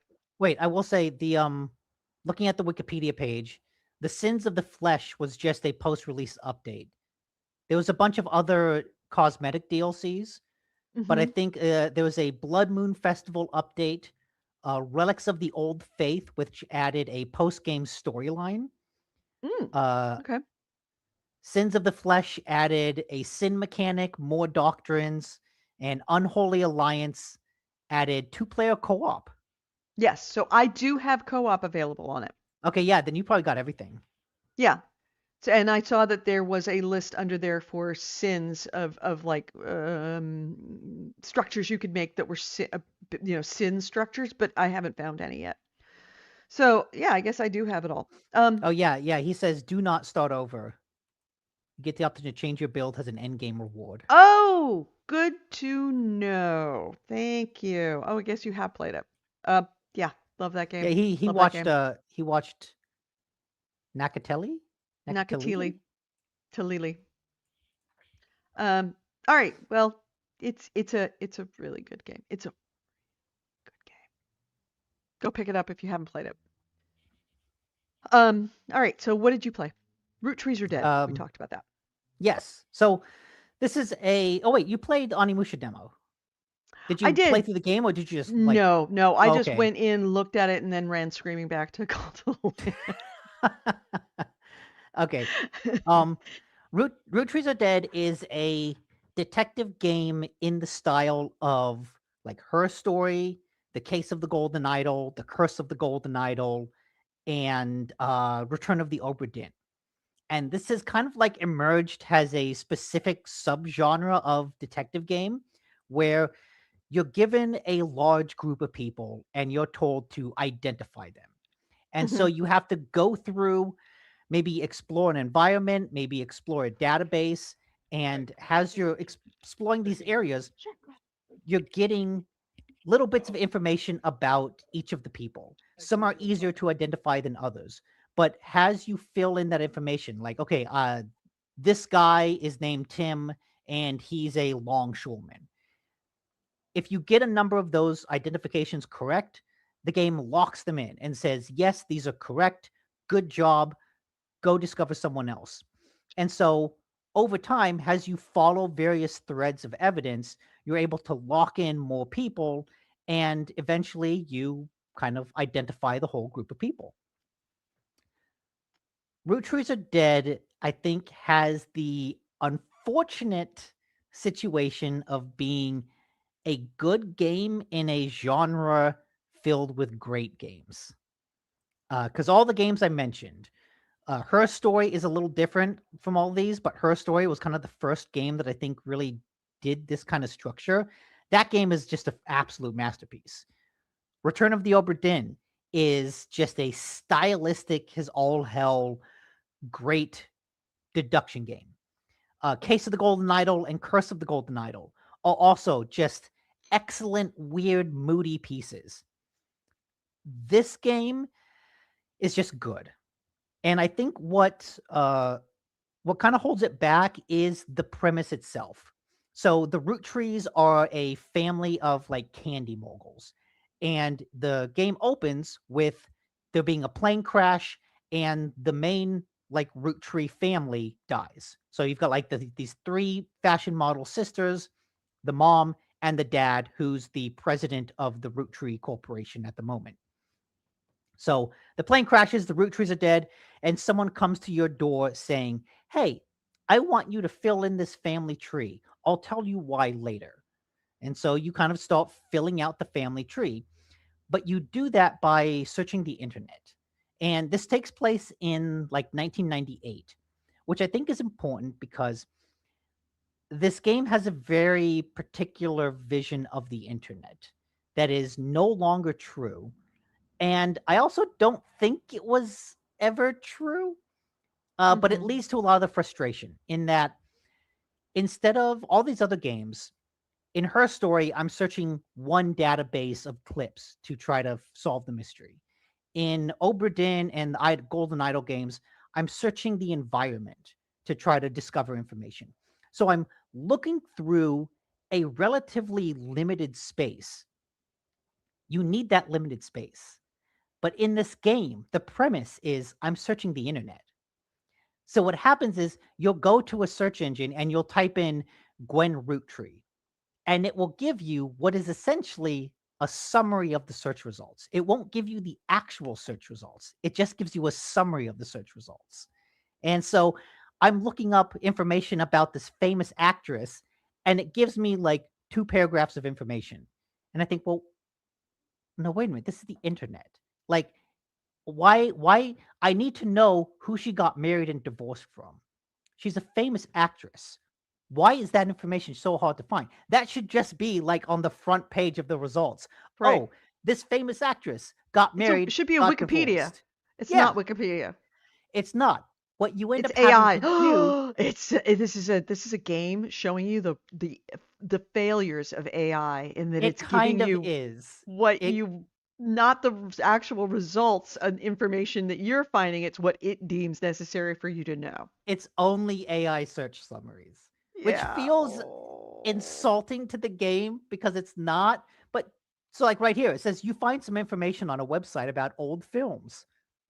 The site is not very well organized and the search is broken. It's like, well, but what that means is there are different databases. So you have a spider search, which is basically Google, and that searches the internet. You have a public library search where you can search for specific books.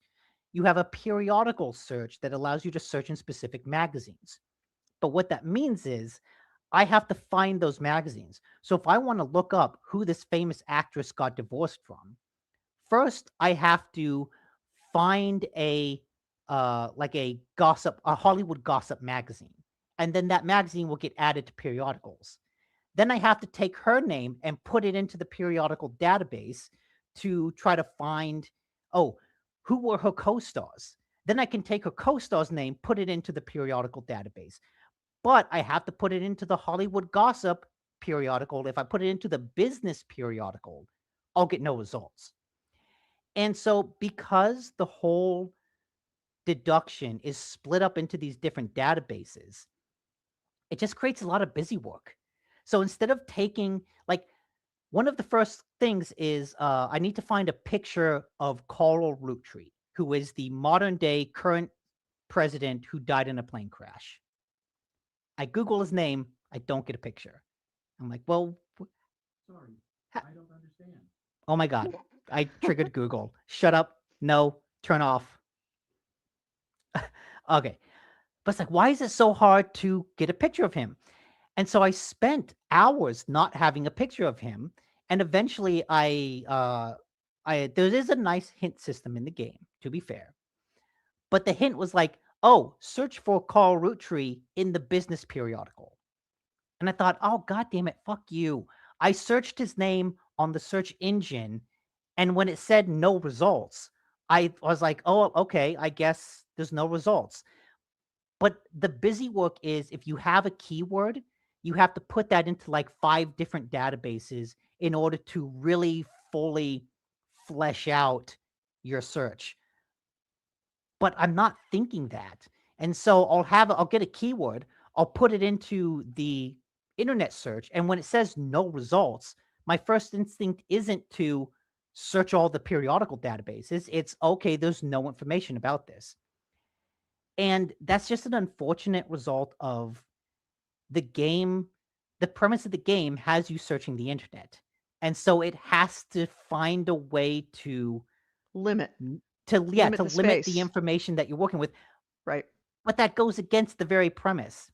And solving the mystery itself is satisfying, like all of these games are. There's an inherent satisfaction in, searching for someone's identity and slowly uncovering it. Like, yes, that's satisfying. That's what makes this a good game. But I said all those other games are just better. And this kind of has the unfortunate situation of all of its peers are just more elegantly done. The premise and the setting and the context fit the deduction model better than this game does. And so by the end, when I kept hitting walls in the deduction and I would go for a hint, and the hint was search this database. Oh, I had the right keyword, but I didn't search the right database. I just kind of got more and more annoyed. Like, God damn it, fuck you. I was on the right track, but I can feel the hand of the developer coming in and going, I don't want to make things too easy for you. So I'm just going to take this important piece of information and I'm going to put it over here instead of in the more easier to find location. And like I said, it's just not an elegantly constructed. This doesn't have the elegant construction of those other games. So while it's satisfying to fill in all the information and the mystery is interesting, even though you start there, actually, now that I think about it, there isn't really a mystery. It starts with a plane crash, but there is no foul play involved in the plane crash. You're just filling out the family tree and kind of learning the family history, but there is no real overarching story to the family history. Again, like there is in Oprah Din and Golden Idol and her story. And it's like I said, compared to all those other games, this one is like, you're good, but there are so many better versions of this type of game out there. I've also heard good things about like something at Blythe Manor, like the seance at Blythe Manor, and I want to try that one.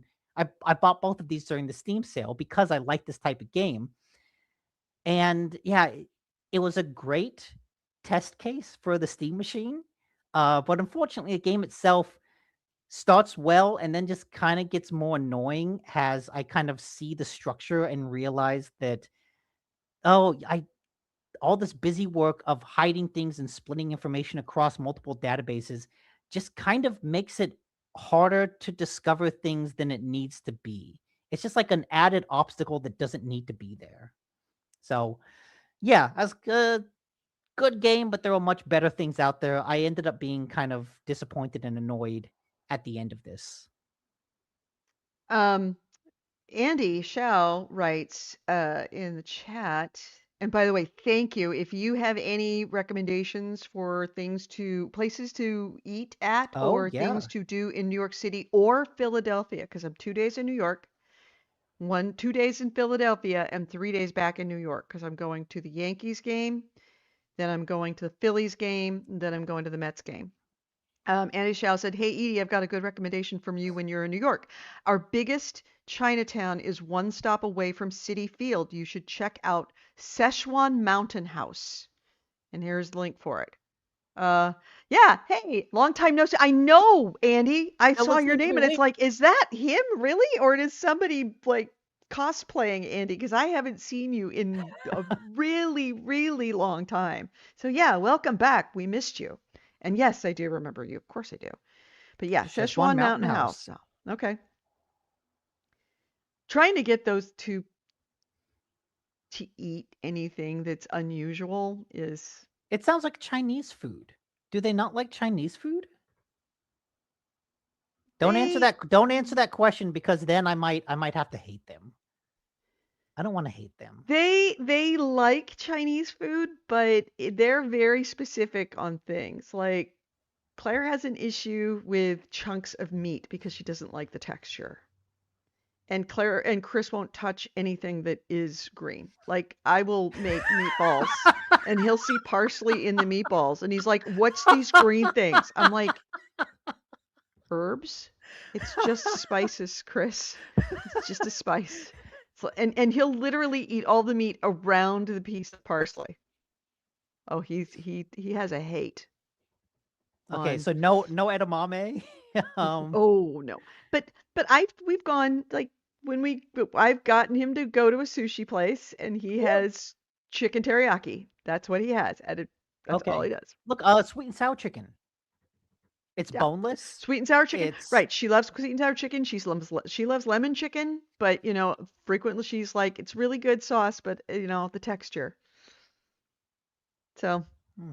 I'm just gonna do my best to lean in and be like, okay, I've just ordered way too much food and I'm gonna eat it all.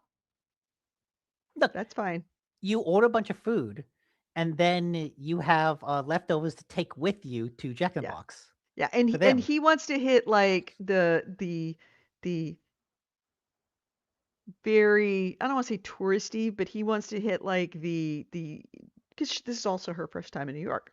Mhm. So, like he wants to go to the Second Avenue Deli. He Okay. wants to go to like the standards, like the famous New York places to go, the very New York places to go. And I'm like, I heard that this little place is like 2 blocks away from the hotel and it's supposedly really, really good. And it's like, well, no, we're not doing that. We're going to go to this Wants to place go to because this is famous. the famous New York The places, not necessarily famous the best places. places. Right, exactly. Katz's, exactly. He wants to go to Katz's. Hmm. Um, yeah, it's an authentic place, This so is an no, authentic place. no orange chicken. Yeah, exactly. Oh, okay. That might have That's some all issue right. then. All right. They, if they have an egg roll, the girl is fine. He Okay. won't be fine because, of course, that's got cabbage in it, and that's green. What If if it what if he comes out of just the ground, he doesn't want it. what if he just doesn't look at it? What if you just blindfold I've him? tried. Well, he's not watching, so I can say. So once I made a spaghetti sauce, and I like to make my spaghetti sauce with flavor. So one of my things I love to put in spaghetti sauce is mushrooms because it adds that richness, Hmm. that meaty umami flavor. I mean, that's what Yeah. mushroom is. It's by definition, it's like the definition of umami is that meatiness. But he had absolutely won't even be in the same room as a mushroom.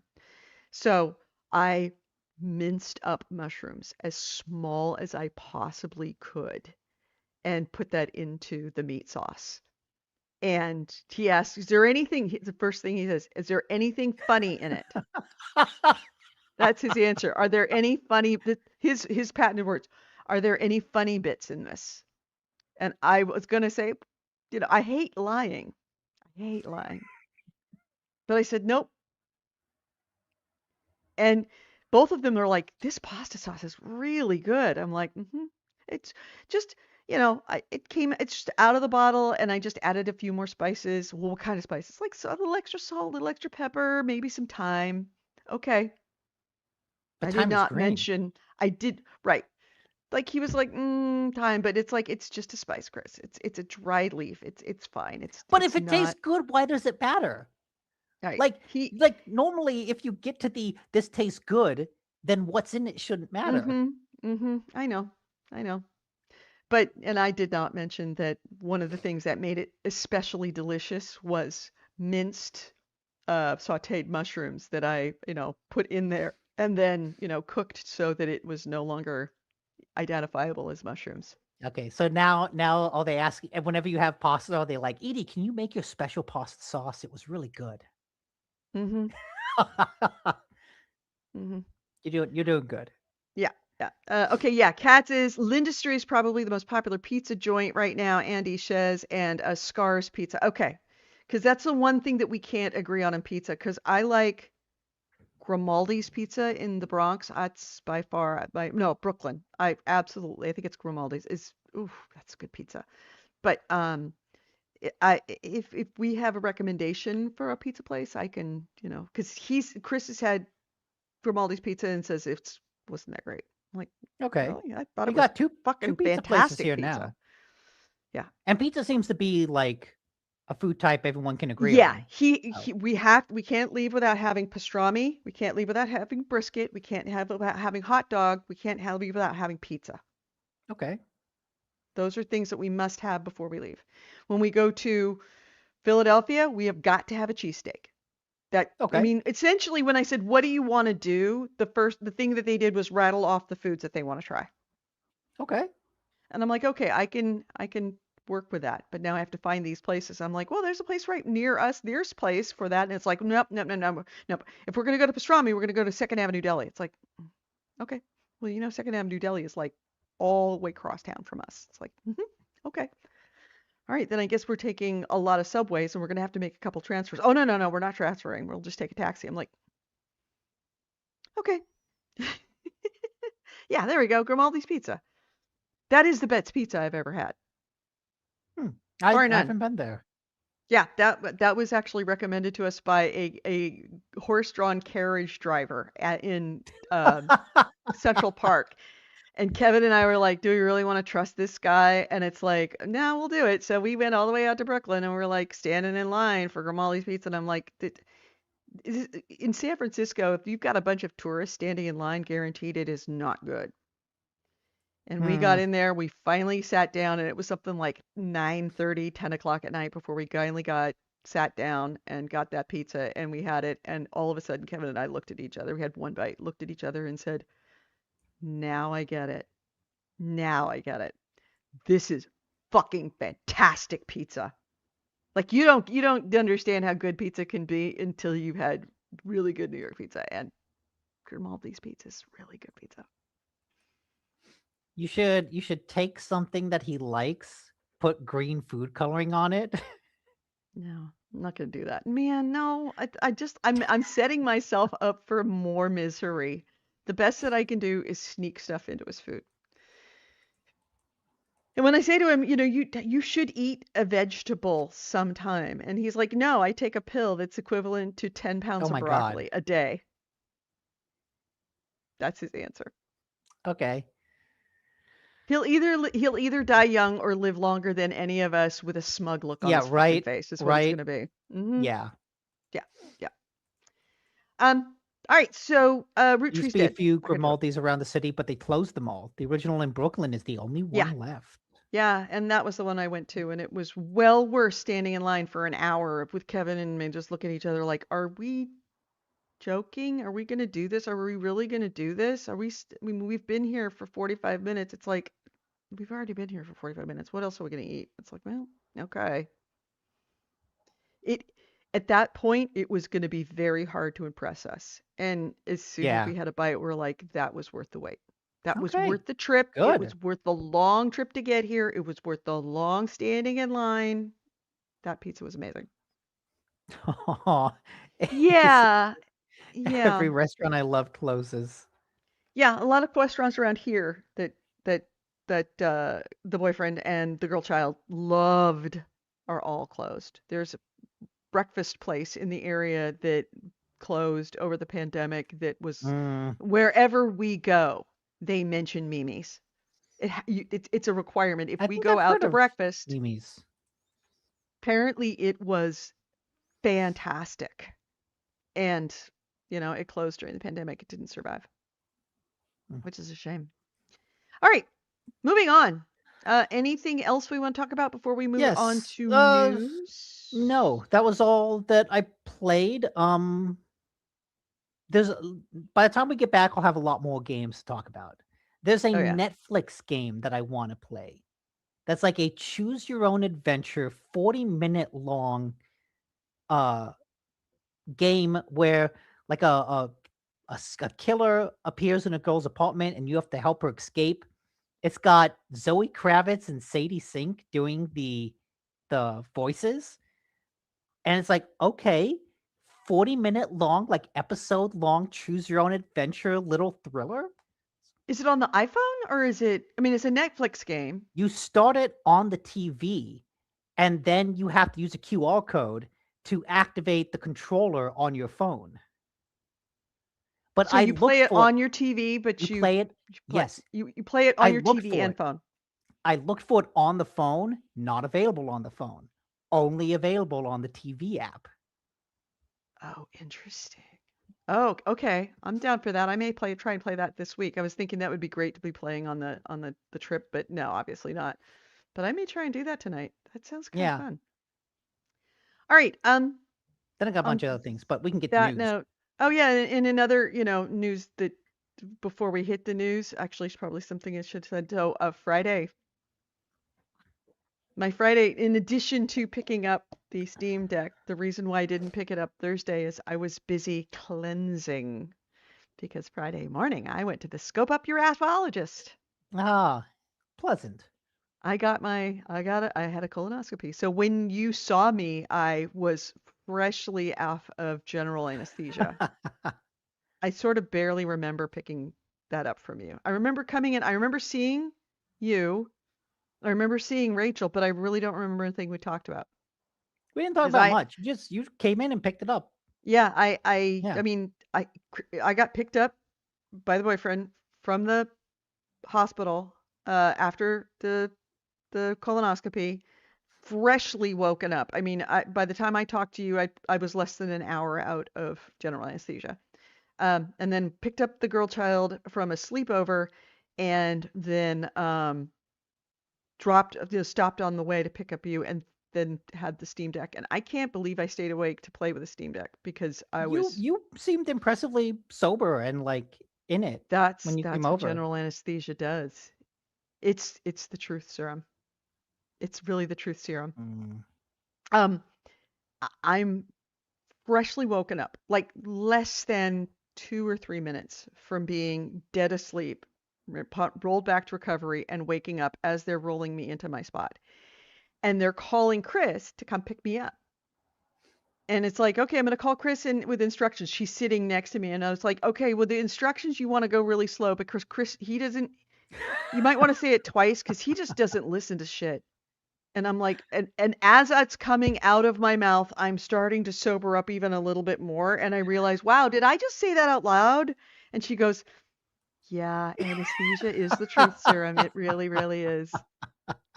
I'm like, yeah, you might want to like repeat it twice if you've got post-op instructions because he doesn't listen very well. Oh, we got a last rec before Indy hops off. McSorley's is pretty cool. It's the oldest bar in New York and cash only.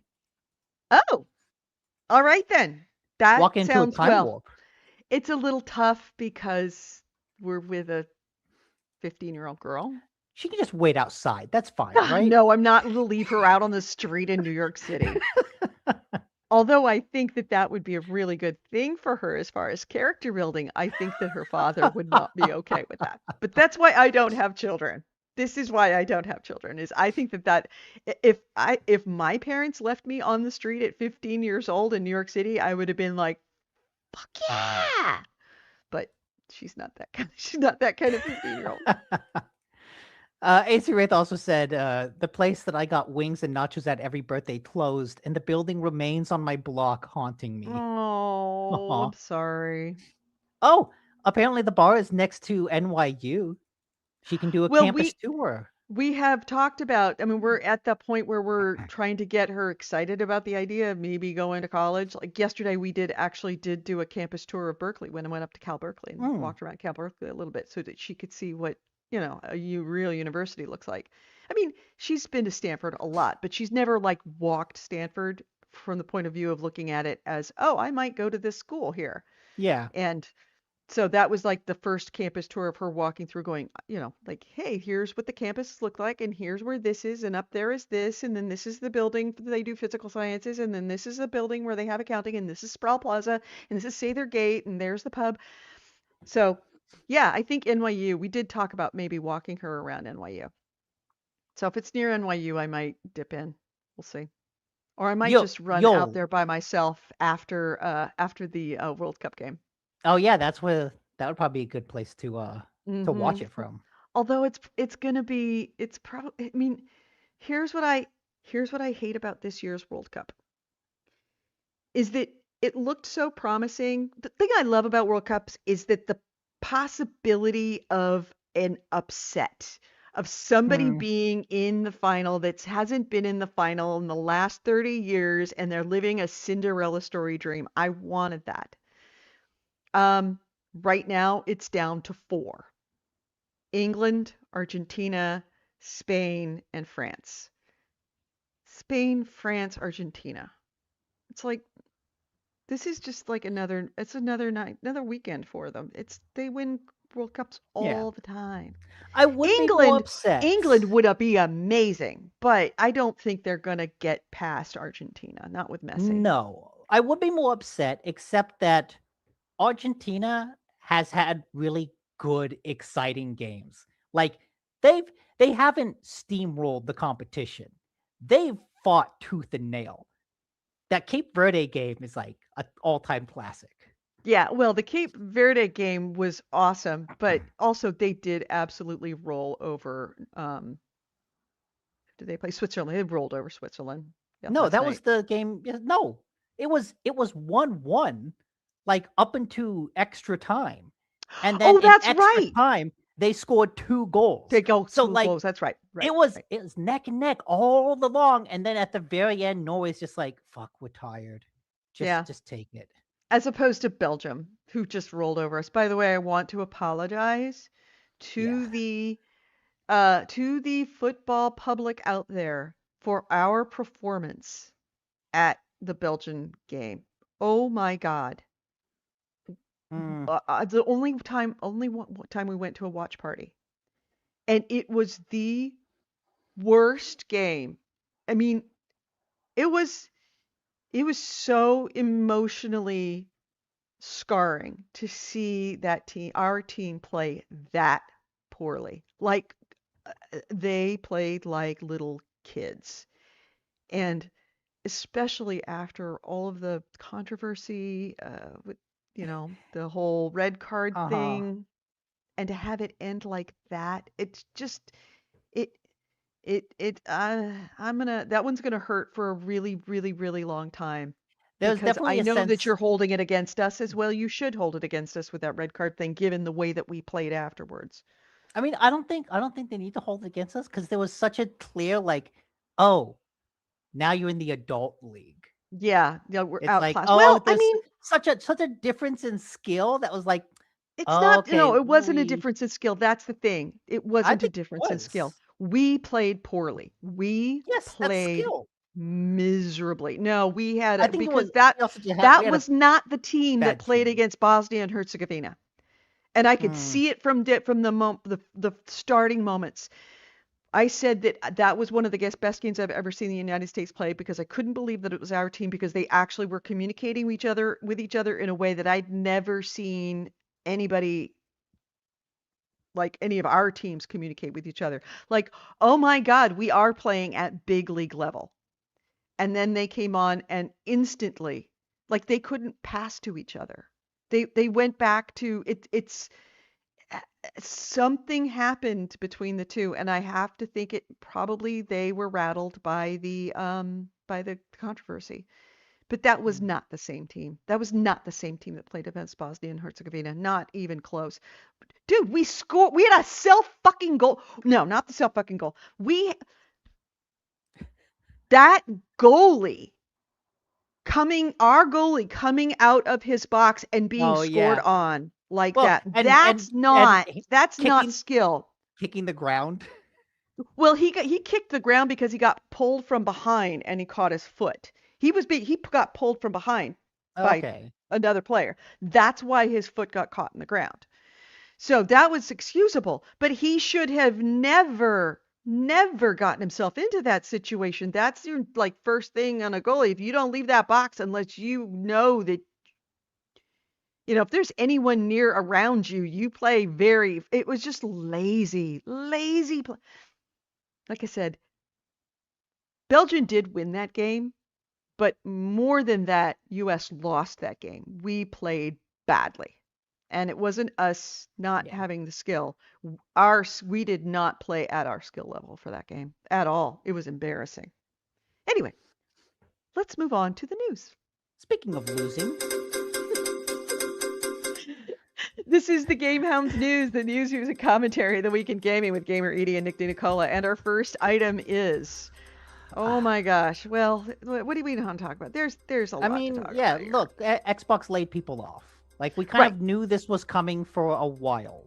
Right. They had been talking about it for a while.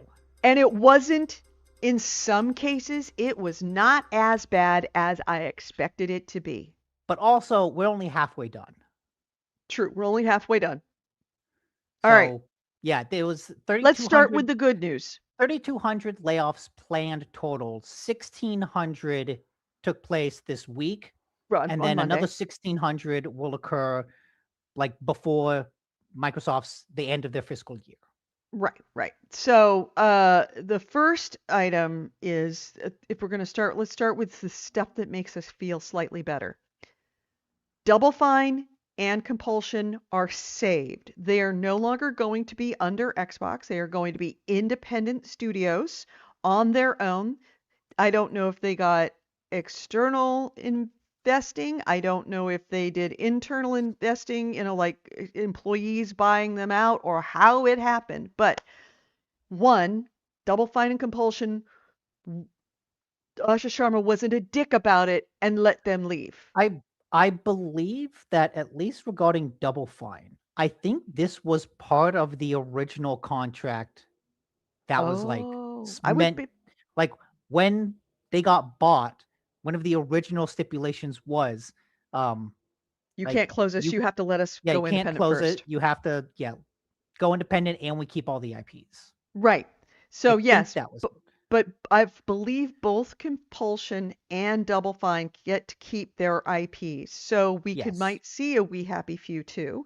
We might see more Psychonauts. They're not going to be tied up with Microsoft holding the IP and holding it ransom or whatever, which is great. It is as benevolent a departure as one could possibly hope. It's it is it's a large bright spot, but amid overwhelmingly larger amount of very dark spots when it comes to this downsizing of Xbox. So that makes me feel good. I have notes on this somewhere, but I forgot all my notes because we've been doing this show for like what, two and a half hours now. We haven't even gotten to news. Israel says, "Will we see a return to the documentaries?" I would totally pay Mm-hmm. for some documentaries because that Double Yeah, Fine documentary is still like a high it's great. point of just documenting video game development. Yeah. So, Double Fine Well, statement was once again, Double Fine Productions will be an independent studio. We're thankful to everyone at Xbox for 7 great years together and for working with us to reach an outcome which preserves our history and culture and returns ownership of our games to us. To everyone who has reached out to us in these past few weeks, thank you so much for all your kind words. We've been deeply touched by all your messages. We will share more news soon on what comes next. Compulsion Games, in a statement, said, quote, "Today we're sharing the Compulsion Games will return to independent management following our time as part of Xbox. As part of this transition, we will retain the rights to Contrast, We Happy Few, and our award-winning South of Midnight. We're grateful for the years we've spent with Xbox, for the support they provided our team, and the opportunity to bring these games to players around the world. As an independent studio, we're excited to continue building the distinctive games that define Compulsion and taking the next steps on our journey." So that's great. Um, and then so the two other studios that were like divested right. were Uh, Ninja Theory Ninja and Theory. Undead Labs, Mm-hmm. but they were apparently sold to someone. We don't Yes. know who yet, Yes. but they were sold to someone with like a runway that Xbox will still be funding development for Senua and Um, State of Decay 3 State of Decay, right. and will like help release those. That doesn't mean Mm-hmm. that they have to be exclusive to Xbox, but like the studio that whatever publisher bought them, Xbox is like gonna kind of help fund the end of development of those games. Mm-hmm. So I'm really And curious who bought them. I am very curious about who bought them. As I think is the rest of the gaming news universe, and I'm Yeah. sure we'll find out soon enough. Arcane Leon is negotiating currently a future way away from Xbox as well, so they may be going independent, which I think is great. It, Asha Sharma could have That's just also easily only shut this shit down with the exception of not Double them. Fine. Not them. Arcane. The only reason Arcane Leon is still going is because it's in France, and France has super strict labor laws that basically prevents Microsoft from just shutting them down completely. Yeah. I'm sure Asha would have loved to just gut them, but she's got to take the time to go. No, we can't do anything else. I guess we have to try to divest them. Well, I'm sure that Double Fine and probably Compulsion as well. Certainly Double Fine did because we know that for a fact, but also because Tim Schafer's Tim Schafer. He knew that if he was going to put, and that was a concern when he tied his wagon to Xbox 7 years ago, was that what if Xbox shuts them down?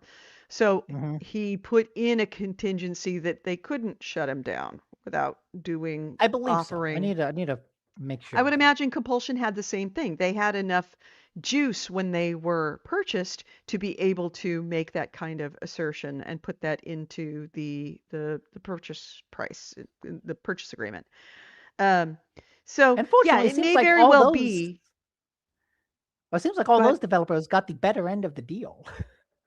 Well, yeah, contracts, that's why you write a good contract. You hope that you never have to use those clauses, but always have prepare for the worst and hope for the best, but never don't have a safety net just in case the worst happens, and this is why you do that.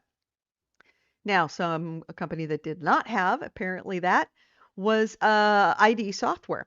Basically, Oh, all sorry, of ZeniMax. sorry, pretty much all of ZeniMax. So, well, let's go move on to Obsidian. So, Avowed 2 has been canceled.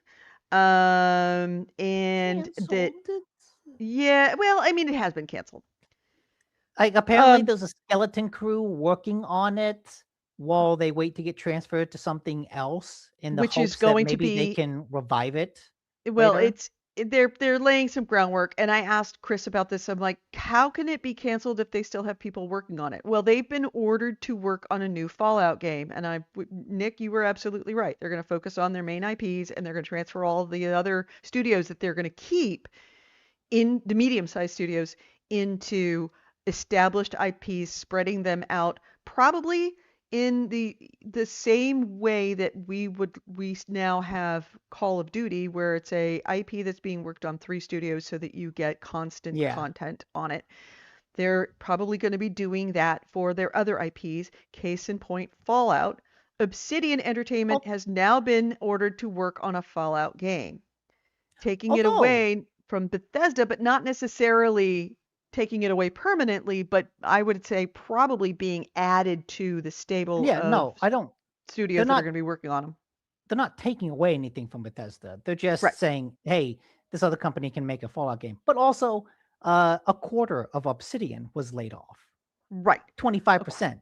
25% of them. We're going to lay off a quarter of your staff, make us a new game. Right. And like, what? I'm getting a bit of conflicting messaging here. Right. Well, there's also the other messaging that, and I also asked Chris about that because he has an insight. I'm like, well, why are they still working on Avowed? He goes, well, they're working because they're not going to fire everybody that's working on Avowed, because that's a whole studio. So the people are going to be left are going to be working on Avowed until they sort out what this new Fallout game is going to be, and it gets to the point where they're actually starting to work on it. So it makes point. It's busy work. It's busy work, just laying as much groundwork that if they ever have to come back to Avowed 2, it's a little bit more done. That being said, the engine, I forget the name of the engine that ID uses. The ID engine is an in-house engine that they used for Avowed 2. What was it called? I forget. Anyway, there's only one person left on that engine. So the engine is mainly used for Doom. It was built around Doom. Right, Doom. Right, the Doom engine. That's the game. What's the name of the engine? Somebody in the chat room probably knows. Unreal. It's not the Quake engine. Come on, AC Wraith. Where are you? Yeah. What's the name? I mean, I can look it up. It's not Source. ID that's Software. Doom engine. It is called ID Tech. ID Tech. IdTech? IdTech. Mm-hmm. Oh, okay. I guess it is just IdTech. But yeah, the whole IdTech team was laid off, which is about 50% of id itself. So also, that's why you lost all of those people, because it's essentially saying, okay, guys, Unreal Engine is what we're using. We're not going to be using any more in-house engines. And yeah, Chris was very. He's like, this is what delays stuff. But it does make sense in the same way that if you're looking at this structure of multiple studios working on this, consecutive iterations of an IP, is that they're all pretty much going to be all working on the same engine. And it's not just that same engine, is that the engine that Studio One does like say the Unreal Engine, the adjustments that they make to Unreal Engine for Studio One, Studio 2 is going to use that same iteration. They're going to be working at the same time. So like in Call of Duty, the changes that are being made to the engine for the Call of Duty for 2027 or 2028 are also going to be used for the Call of Duty made by Treyarch, I think it is, in 2027. So they're all kind of working on and with the same engine, and the changes that one company makes are going to transfer over to the other companies that are also making other subsequent iterations on that IP. Yeah. So you don't need that. You don't need to have an entire, like, the same amount of people as working on an engine, because you're having the engine people spread out over 3 different companies. In this case, let's assume 3 different companies. Maybe. In this case, it's Bethesda, and. But you kind of do, because like a large part of Epic is people supporting the Unreal Engine. Mm-hmm. And I think the concern with having all these publishers just go, let's just use Unreal, is that some engines work better for different genres, right? An engine, the reason that Bethesda has continued using their engine for so long is because it works well for creating big open worlds where every single item can be picked up and stored. Like that underlying infrastructure and coding works well for what they want to do, which is why they haven't upgraded it. And even as people complain, like, oh, the engine's outdated, the engine is kind of what allows them to make those types of games. That engine you wouldn't use for Doom because Right. Doom is meant to be super fast paced with a lot of stuff happening per second. Like the That's why engine they got might rid of not be ID able. Tech. That's why they got rid of id Tech. That's why they're not doing But id Tech, because Obsidian's not working on those kind of games anymore. they're still making Doom. They're still making Doom, and they're still going to make other types of games. They're going to take every genre that they work on and try to fit it into Unreal. And I think the concern people have is Unreal is good at some genres, it's not good at others. Hmm. No, but Xbox doesn't care about that. I don't think that id is going to be working on Doom anytime soon. Well, I think that they're going to no, be they the won't. other Fallout studio. I don't think they're going to make a Fallout game. I think they're just going to help Obsidian and Bethesda make a Fallout game. No, They I think they're making a different. In fact, No, they're on not. that same topic, there were reports that Sawyer, what was his name? Josh Sawyer? Josh Sawyer had already pitched a Fallout game prior to all of this happening, a Fallout-like game, Yeah. and was told, no, Bethesda makes Fallout games. And like So, he had pitched a Fallout like game, got told no. He's now heading the Fallout game at Obsidian. But before that, he was working on that Fallout-esque game at Obsidian. So I wonder if they're just going to take that original premise and retool it to be Fallout, or if they're going to start from scratch. I think they're probably going to take that original premise, retool it, use what they can in order It to would make make Fallout sense happen because sooner. that's a way to get it done sooner. But Right. also, like, they're still working with 25% less of their staff. True, but they don't need as much staff if everybody's working on the same game. If they don't need as much engine people because they're not working on ID Tech, id Tech anymore. But you need that for the next thing. Okay. Then they'll hire id Tech people later. And But yes, they're going to have a brain because drain. nobody knows how to Nobody use knows, id tech right. because they Right. all got fired. Right. I think the problem with all these layoffs is that I think what people were hoping for, what I was hoping for, is that it's like a hedge. You know, a hedge grows big, it gets overgrown. It's like, okay, this is a hassle. We need to trim these branches. We need to make this hedge nice and flat and straight and aesthetically pleasing. This isn't trimming the hedge. This is cutting down the hedge. This is cutting the Yes. hedge in half. But it's like, I thought you were just going to trim it. You were talking about we need to make things better. What all this talk about? Oh yeah, we need to bring Xbox back. You destroyed half the hedge. Yeah, It's going to take years for the hedge to grow back. I don't think they're going to make another Doom game anytime in the next decade. I think And they're I going agree to with be you. the other Fallout company. No, they're not, because id makes action games. They don't make RPGs. They don't know how to make a Fallout game. That's why they're going to do what they did with Starfield. Bethesda made all the RPG on Starfield. Id helped with the shooting. That's why the shooting combat in Starfield feels Was pretty good. Mhm.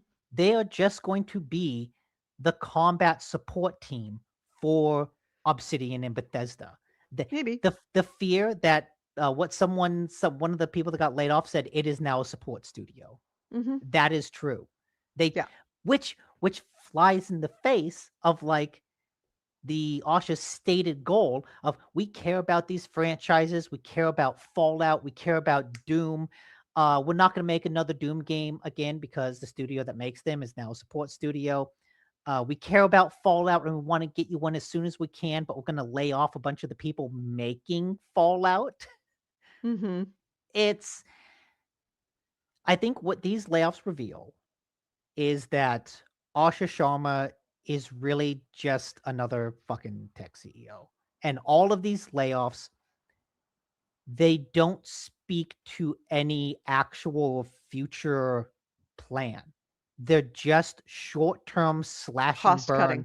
cost-cutting measures. There is no actual plan for the future. Her talk of, we want to serve 1 billion people, we want to bring back the franchises you love, you're cutting off your feet, and you're making that stated goal harder to do, which is why, like, I kind of come out of this going, yeah, Xbox is fucked. Xbox is so fucked because it's not 25% jobs slashed.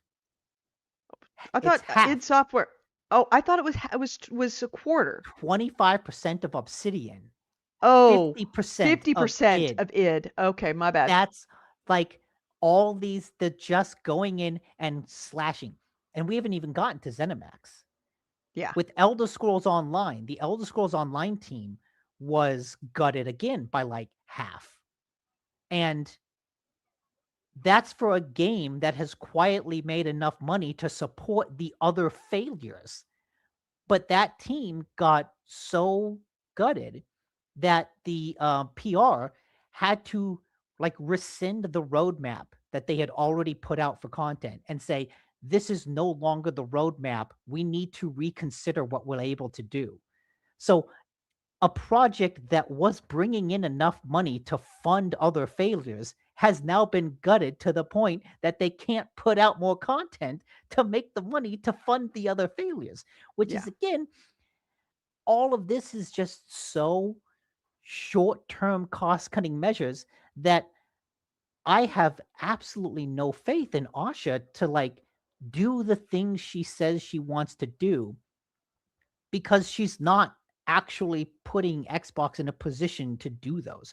There's a Yeah. way, there's a way to cost, like getting rid of Double Fine, Compulsion, Ninja Theory, and Undead Labs. Like, yes, she has said that Xbox spread themselves too thin. I agree. That makes sense. It makes sense to like divest yourself of a bunch of studios and take what's left and focus them on your big projects. That makes sense. Laying off the people working on those big projects is not how you create those big projects. It's Yeah. so like, what the question I think come out of this is, what is the plan? And I don't think there is one. I don't think there's a plan beyond, we want the next quarter's numbers to look better. Mm-hmm. But you can't make it, again, we talked about this last week. Like, oh, a Fallout game is at least 3 years away. You can't plan for a game that will release in 3 years when you're only thinking about the next quarter. Mm-hmm. Like, 3 years is a fast turnaround time for video games. That's still too long for Asha and Sad Nutella and Microsoft and Xbox. Like, in 3 years, what will Xbox look like? I don't know. There's such a significant possibility that Xbox doesn't exist in the 3 years that it takes to quickly make another Fallout game. Like, Yeah. even at the fastest turnaround, that won't be fast enough to see the results they're looking for. But if you're at all concerned, and I know that you are, after getting rid of all of those jobs, those 3,200 jobs, and 1,600. 1,600 with another 1,600 coming. This will only Good get worse. news. This is all going to This get more fucked. this is going to make you feel so much better, Nick. Trust me. All right, just take a deep breath. All right, center yourself. Prepare for some great news. Asha Sharma has joined the Federal Reserve Board. She's doing fine. I know that it was heartbreaking and it was a very difficult time for I was her. I was worried about heartbroken her. for her. I was very worried about her. But she is going to join the Federal Reserve, which is the body that implements the United States monetary policy. She's joining their board of governors as part of a group formed to improve efficiency of the Federal Reserve's operations. One of her duties, her big duties, is going to assess the impact of AI on the workforce. The workforce that she just gutted of the company that she just took over. Also, those studies have been done. Mm-hmm. They've all come back. Yeah, AI doesn't really make things more efficient. We've already seen those results, Mm-hmm. but we haven't seen Microsoft do one of those tests. Mm-mm. Mm-mm. So this is a former CEO. She's not the only CEO that's going to be coming. Mark No, Anderson. I think she's the only active CEO that will be part of this. No, she's the only active CEO. Which again is like, oh, this board is shit. This is It's terrible. amazing that she's going to have so much extra time on her hands to help with the Federal Reserve when she's trying to run Xbox that is in the middle of one of the biggest restructurings in the history of the company. She has so much spare time to work on the Federal Reserve. Mm-hmm. Meanwhile, I can't even find enough fucking time to do some gaming, and all I have to worry about is bandaging a 95-year-old man's foot 3 times a week. And what to make for dinner. Besides that, the Federal Reserve's commitment to price stability and maximum employment is unwavering, as is our resolve to pursue our mandate with rigor. Price U.S. stability. economy. We're gonna raise the price of Xbox again. Yeah. The U.S. economy has changed significantly over the last generation, and never more so than right now. Each task force will carefully consider whether policymakers' means and methods, analytical tools, and policy approaches can be improved upon. I'm honored that the best minds from a range of disciplines have agreed to working with us to sharpen our performance as an institution. So yeah, the other CEOs or other people that were invited to also work on this the Board of Governors. Mark Anderson, who's a Silicon That's Valley. a red flag. Silicon Valley capitalist who's put a lot of money into AI. He's also the ones that has some very unique ideas about how to use LLMs and how they should be deployed in the future. Also a Stanford economics professor, Charles I. Jones, who's currently on leave from Anthropic, and former CEO of Walmart, Doug McKillin. He's going to join a different group that's going to be looking primarily at data. So not necessarily pro AI people in this group. Mm-hmm. And they're determining our country's helping to determine the direction of the board that is determining our country's monetary policy. Yeah, I was really concerned for Asha. I mean, this is really hard for her, I'm sure, to figure out what she's going to do with all her spare time now that she's fired everybody. Yeah. But don't worry, she's good. It took her 20 minutes to go to sleep the other night. I know. Oh my God. So yeah,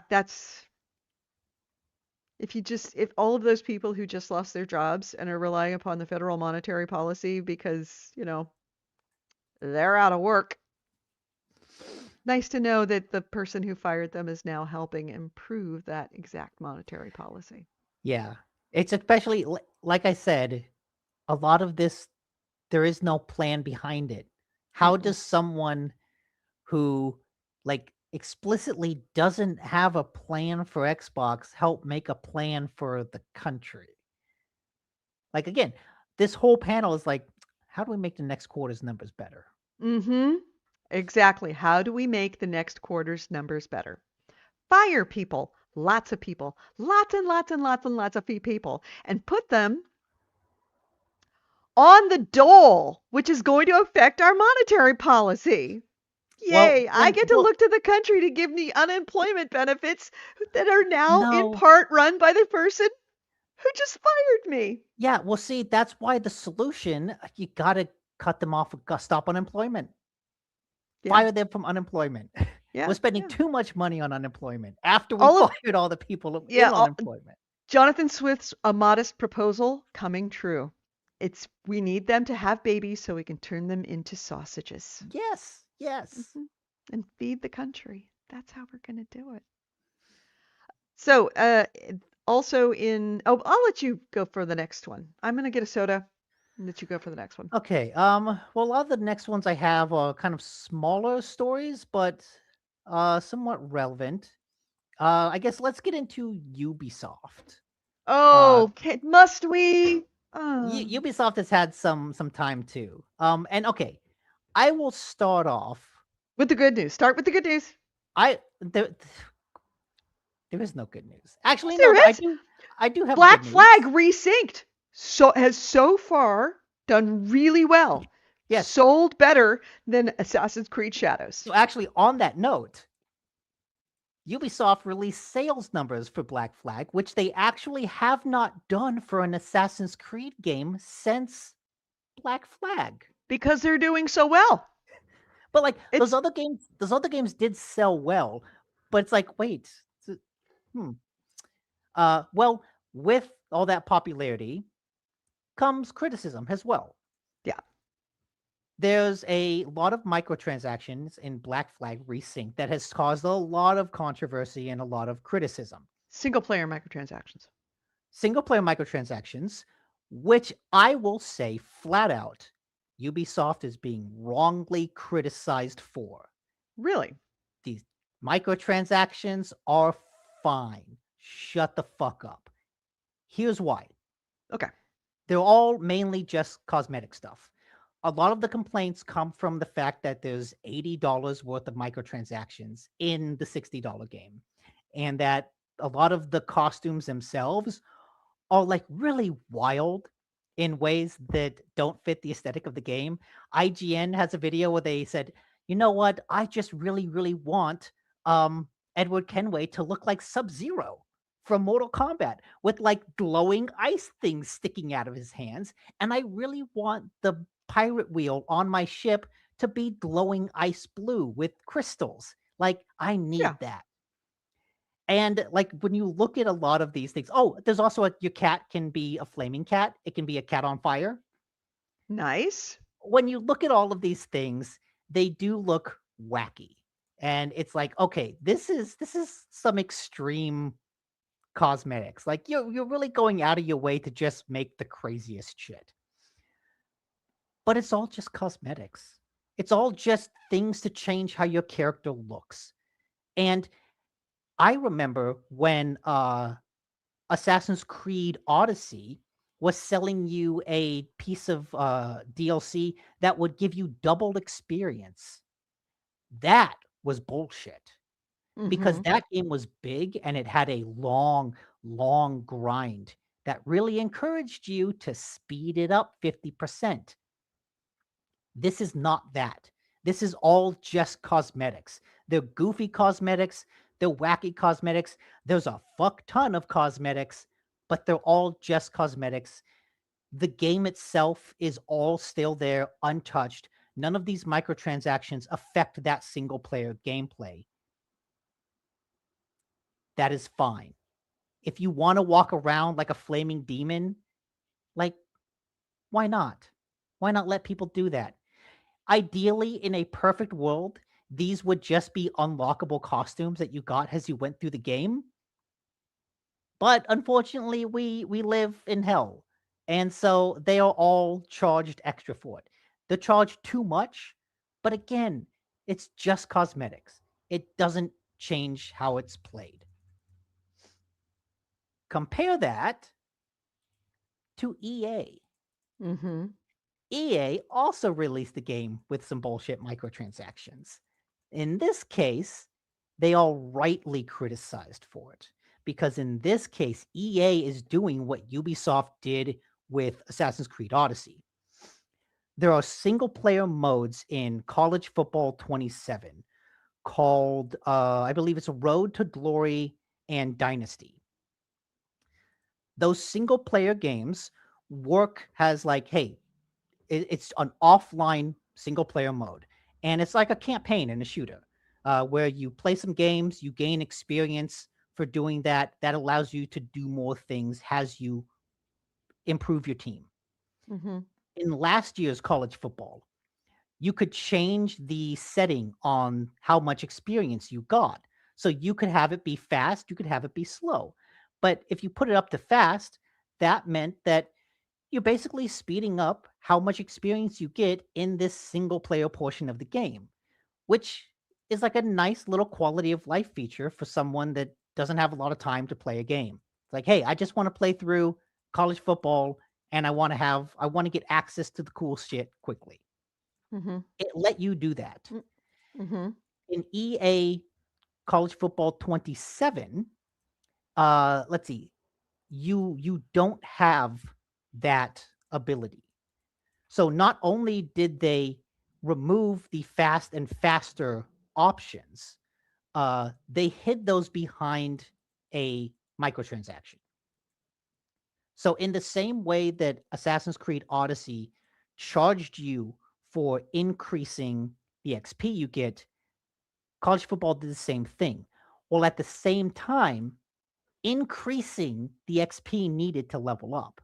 So it's made it So harder for people who didn't buy it's it. made it harder for people to level up, and Mhm. it took away the ability to make that faster and lock that behind a microtransaction. That is the real scummy shit that people should be criticized for. Yeah. And EA seemed to realize this because they removed that within 24 hours of the game Oh. being out. Oops. Yeah. They said, your feedback on Road to Glory and Dynasty is that we've missed the mark with the introduction of paid progression options. This was added independent of deeper mode progression, which aims to give the player more voice. But what you've said is that they're not adding the value we've intended. So they will remove the paid progression features this weekend, as of today, basically.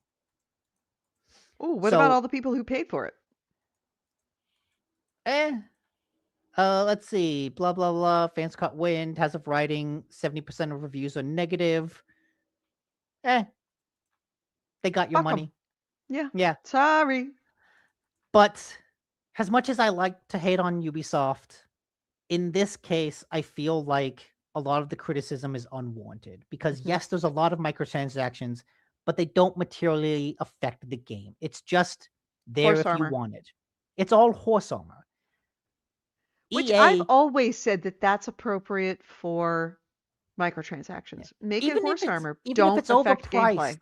even if it's overpriced, like you just don't buy it.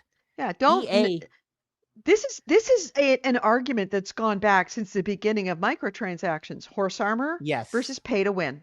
yes, yes, And that's the difference here. that is the core. Right. What it comes down to is horse armor versus pay to win. And horse armor, yeah, absolutely, you should pay for that. Roblox, it's all it is horse armor.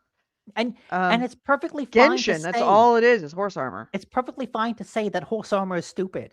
Like, yes, it is stupid, but sometimes you want something stupid and goofy. Like, yes. I remember with the finals, and you had to have the cat sitting on your shoulder. Oh yeah, fuck yeah!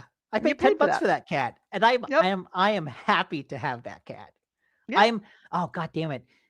There's a feature in Crimson Desert where you can have a cat and you can have it on your shoulder, and you can put like a special a necklace on it so that it stays on your shoulder when you roll and jump around. I have not been able to tame a cat. I have not been able to make a cat my pet, and it pisses me off because every time I walk up to a cat, I'll pick it up, I'll pet it, and I'll be like, okay, yeah, we're friends now, right? And I'll drop some food for it. Meow! And it runs away. I'm like, you motherfucker. You just don't have a cat mojo. I think it's the dog. I think the dog that's always following me around is scaring them away. Oh, that probably has something to do with it. You might want to get rid of the dog to get a cat. But the dog picks up loot for me. I don't want to get rid of him. But I need my cat to pick up loot. That way I can put armor on my cat. Cat armor, not horse armor. That shit's lame. Cat armor. I want cat armor. But yes, the whole point is pay to win. Fuck you, EA. Cosmetics. Yeah, fine. Ubisoft, you want to put some shit in there, like, do it. That's fine. Well, if you want to have a good reason to hate Ubisoft, I've got one for you. Yeah, you got. There's always a reason. Yeah, well, we did mention that Black Flag Resynced sold better than Assassin's Creed Shadow, so much better that it actually released sales numbers to say, Yes, hey, it's sold! the Isn't that first great? time since the last Black Flag. So they rewarded the team that did Assassin's Creed Black Flag. With the pizza party? Well, that's one word for it. It's a sort of a pizza party in that that's all you're going to be able to afford to eat now because they laid off the team. Hmm. Yay, you! Great job, guys. You're all fired. Yeah, they have laid off. Let me get to my notes. They laid off. They See, rewarded them, despite the fact that it got an average critic score of 84 on Metacritic, higher than any recent Assassin's Creed game since Black Flag itself. Um, and it this has is a nearly legit. 100,000 concurrent players on Steam. This is a legit reason to hate Ubisoft. This is what all people complain about microtransactions. Shut up. This is what This you is should why. be raging against. This is the actual horrible, scummy shit that like you should be trying to stop. Yeah, so Ubisoft laid off 51 employees at the Barcelona office, which also worked on Black Flag Resynced. The staff has gone on strike. So far, no change. Still, 51 employees are fired. So, to give you a breakdown of everybody at Ubisoft who has lost their job in 2026, so we're talking 6 months.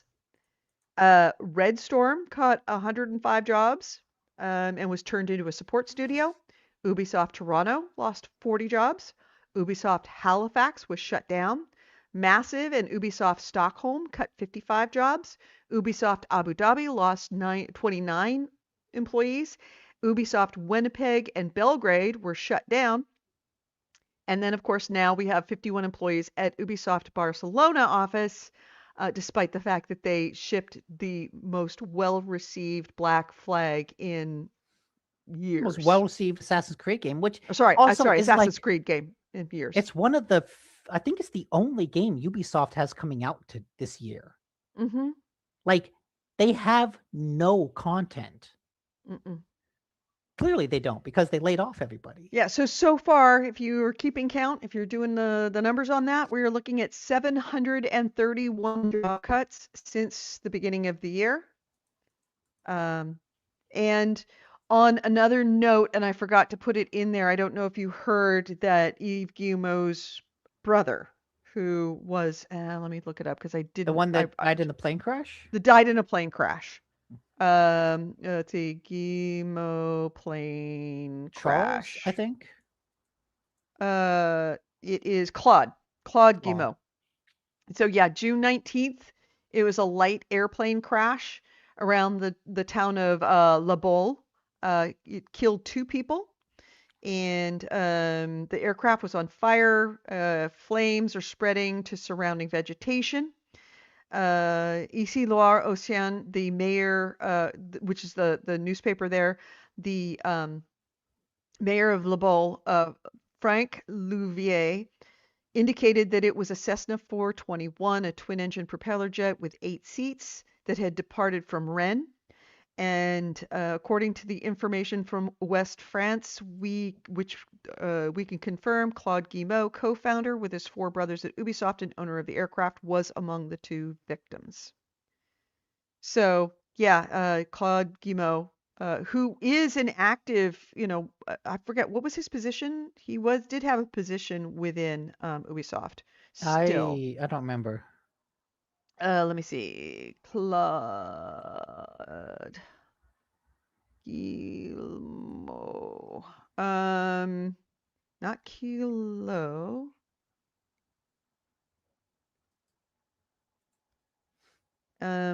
Ubisoft. He was 69 at the time. Let's see. I'm trying to find where it was. He was at Ubisoft and I believe one of the either EVPs or a C-suiter. Oh my Okay, you're a God. C-suite guy. Yeah, he was one of the What C-suites. does it matter? What's No. leaning But towards? only that he's largely behind the scenes as the operational backbone of the family's broader entertainment business. So he was chair of the family's hardware arm, Gimo Corporation. They make hardware? Yeah, that's all right. Gimo helped transform Ubisoft from a mail-order software business into the world's largest video game companies before serving as chair of the family's hardware arm, Gimo Corporation. Okay. So yeah, so he's kind of more in the parent organization of the Gimo, the octopus that is the Gimo family and all of the different businesses that he's in. I have no idea how it might affect business at, probably not that much, but it is kind of notable that they have lost a very important part of the broader family corporation that owns Ubisoft. So, I mean, it doesn't stop Yves Guillemot from being a complete dickhead, but I'm sorry his brother passed away. It is sad, especially, in something as awful as a plane crash. I've So heard yeah, I've heard Cessna's described as coffins for rich people. they sort of are. Yeah. Um, So yeah, that happened. Layoffs after being so successful. So no good deed goes unpunished, especially at Nope. Ubisoft. So what's your next item? I will save the actual positive one for the end. This is more interesting. Sony Santa Monica on Twitter confirmed that God of War Lofe will ship on discs. What? What did you change? You had it Santa Monica, Sana. You had it Oh, phonetically, Santa Monica. Santa Monica. Yeah, it's Santa Monica. They've confirmed that God of War Lofe will ship on a disc, which basically narrows the release date pretty significantly. I think a lot of people were Oh, assuming that the game would probably a couple years away. But if they're going to stop production of discs in 2028, that means this game is likely to come out in 2027, 2027. if not very early 2028, which puts its Mm-hmm. release a lot earlier than people assumed. Wow. That is kind of interesting extrapolation of information based on all the facts given to us. Yeah, it's like, oh, you said one thing, but it's like one of those deduction games. But if we take all this other information and we apply it here, That's actually kind of interesting. yeah, And I'm kind of glad that it's coming out on disc because at least we know that it will be preserved for time immemorial somewhere in somebody's garage, if yeah. nowhere else. I don't have anything else, so it's all you. Okay. Well, last week I had said that there was a gameplay video for Blood of Dawnwalker, which also just that game. It's the vampire game coming from the ex Witcher 3 CD Projekt devs. Mm-hmm. It's called Blood of Dawnwalker. I want to call it Blood of the Dawnwalker, Mm-hmm. but there's no the, and it drives me insane. Anyways, last week, Blood of Dawnwalker had a gameplay video on IGN and everywhere. But if you watched it, it was like kind of slow, kind of meandering, like not really engaging. Mm-hmm. Come to this week when a lot of previews for the game come out, and they are pretty fawning. And what it sounds like, I'm actually way more excited for this after these previews than after watching that gameplay video, because the gameplay video was just like a guy walking through a cave, like just kind of walking around. But the previews describe combat as being kind of For Honor-esque in that there's kind of a rock, paper, scissors directionality that you have to contend with. But that changes significantly depending on the time of day because you're a Mm-hmm. vampire. So if Mm-hmm. at night, you have a lot more abilities to play around with. They say the writing is excellent, that the story opens with you having to, like, your community having to pick people to kind of sacrifice to the vampires. And depending on what happens, your wife will always get kidnapped. Your family will always get kidnapped by the vampires. That's what sets off the game. But your mom can either die in the what happens or can live in what happens, depending on what you choose to do. The most interesting thing is the time mechanic. Every time you complete a quest or like do an objective, time moves forward, but it doesn't move forward if you're just exploring the world. So Oh, that neat. means that if you just want to wander around, you're not going to lose access to anything. But Mhm. it does mean that if you want to complete a bunch of objectives, you're going to have to think about time management. And you're going to have to say, I could help this person, or I could go do something else. And a lot of the previews describe, oh, your mom is sick and she wants some herbs. Like she needs some medicine. So you could go collect those herbs, or you could just like, nah, fuck off that objective and go explore the city. And in doing so, you can discover like a bit of an underground vampire resistance that sets you up for future stories. And it's like, oh, you can just do completely different things depending on how you choose to spend your time. So hearing that, hearing the combat, hearing that the writing is really good, all of a sudden this game just like ratcheted up on my list. I was already interested in it, but now I'm actually excited for it. So that sounds really cool. And unfortunately, this gameplay video, doesn't show any of the combat.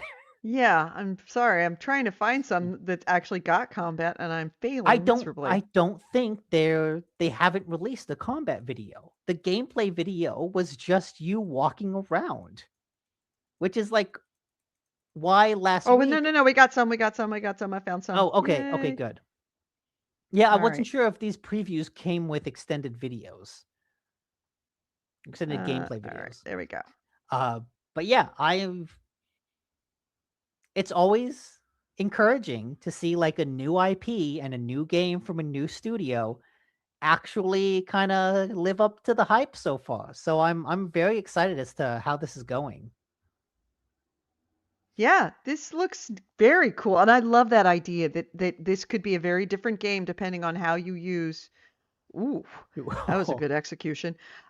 It's I love. Oh, ow! That's another good execution. Okay, Um, any game with dismemberment like that, dismemberments, many I'm also dismemberments. positive on. So yeah, to actually have how you use your time actually, and I love the idea that it doesn't progress time when you're exploring. Yes, Because that if seems there's really one thing nice. that is very frustrating, especially when you're, dealing with things like like daylight cycles, is that you end up having to feel time crunched all the time. Hmm. So that you don't have the time to like, oh man, I really want to check that out. That's something happening over there. But if I do, I'm going to get caught out and it's going to be daylight and I'm screwed. So Yeah, that the fact that you could run around and explore all night and then only when you want to progress the story do you actually finish any objective, that progresses the story. And that not only that, that it actually makes changes in the actual gameplay, yeah. So actually in the that day story. and night, like completing objectives becomes meaningful because that triggers or is partially a trigger for the day and night cycle, which Mm-hmm. changes your abilities and what you can do. So you Mm-hmm. might look at your objectives and go, I'm going to do X, Y, and Z, but I'm going to save A, B, and C for night Right. because maybe those are more combat oriented and I'll be stronger at night. Right. Right. Or I'm gonna do all of the collection of A, B, C, and D and not turn them all in until the very last minute, and that progresses things. Because if that's the case, then it allows me to be able to complete everything A, B, C, and D and not have to be like, okay, I have to wait till damn it, sun's coming up because it took extra long because I waited a few minutes to do Yeah. something. Now I have to wait, and that sucks. So I have to wait until tomorrow night to finish A, B, C, and D. Yeah. I'm way more excited for this now than I was last week because a Yeah. lot of the previews have been so positive. Yeah, and I'm there for it. I'm super happy because I'm looking forward to this game as well. So yeah, all right, that's good news. That's something nice to end on. I Yes, like the fact that we something can nice. actually, yeah, end on something that doesn't make us miserable and worry for, the entire industry of this thing that we love so much. All right. So, anyway, as I've said before, next week we will not have a show, and we will not have a show the Yes. week after unless Nick decides to either gameplay or if somebody wants to jump on, whether it's Maynard or if it's Chaos. None of that has been organized. So we're going to say the early announcement is very probably not going to have a show. We may have some streaming gameplay by Nick, but I am going to be Yes. out At of the most. town. Um, and if you have any suggestions of must-see things to do in New York, especially if they are under 21 friendly, that are good for like a teenager never having been to New York City before, a great thing that would be super fun for a teenager who's desperate, desperate to go to the Whitney Museum, that kind of kid. Feel free to let me know in our Discord. I'm going to put the Discord up on the screen. But if you're listening to this show on a podcast, um, you can go to the description of the show anywhere. Um, if you can't find it, it should be on the description of the show in Apple Podcasts or wherever you're watching. But if it's not there or if it's old, I've tried to update everything across all platforms, but I may have missed a few. You could go to the Facebook, YouTube, or Twitch page. Facebook and YouTube were the GameHounds sorry, Facebook and Twitch were the GameHounds. YouTube were GameHounds vids, all one word, like it's in videos. Or you can always go to the website, gamehounds.net. There is a link there that can get you to the Discord server. And yeah, just stick it in our general comment and tag me, Gamer Edie.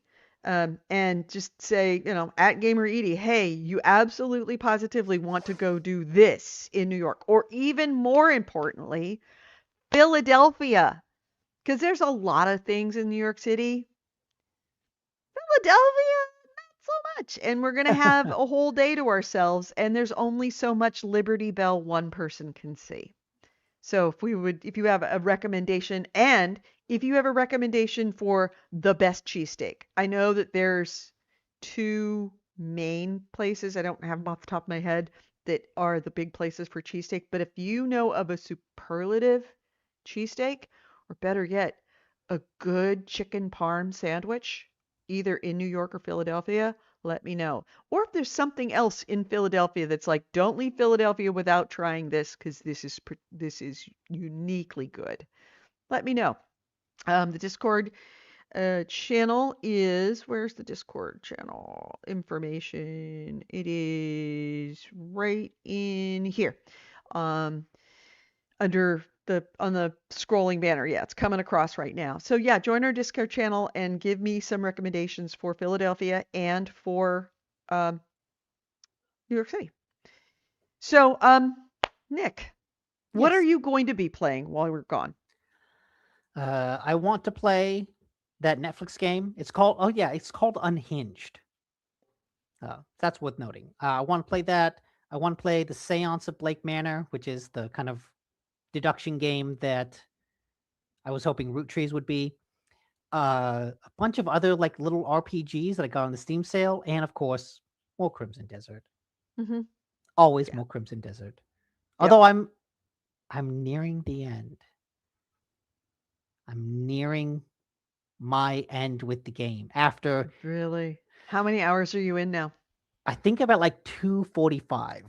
Ooh. And I can see the end in sight. I'm exploring the final area, which is Mm-hmm. why I'm like, okay, I can see the end. I've done all the different areas. The story's coming to a head. It's like, okay. All right. Um, and as a final note, before we close off, its own little individual appeal. If you haven't become a patron, please become a patron. We don't ask a lot. $1 a month is all we ask. And you can't believe how much a difference $1 a month would very much make to this podcast for a lot of reasons. Will $1 a month from you help pay for everything? No. But what it will do, I'm not going to lie, here's the deal. I need to make a certain amount of money on this show this year as donations through patrons or as a subscription through Twitch. In order for me to take off the costs of this show, which are not insubstantial, let's just say it costs more than it's 4 figures and is multiple 4 figures a year for me to pay for all of the subscriptions and everything that's necessary to do this show. In order for me to take this off on my taxes, I have to show some kind of income. So seriously, $1 a month.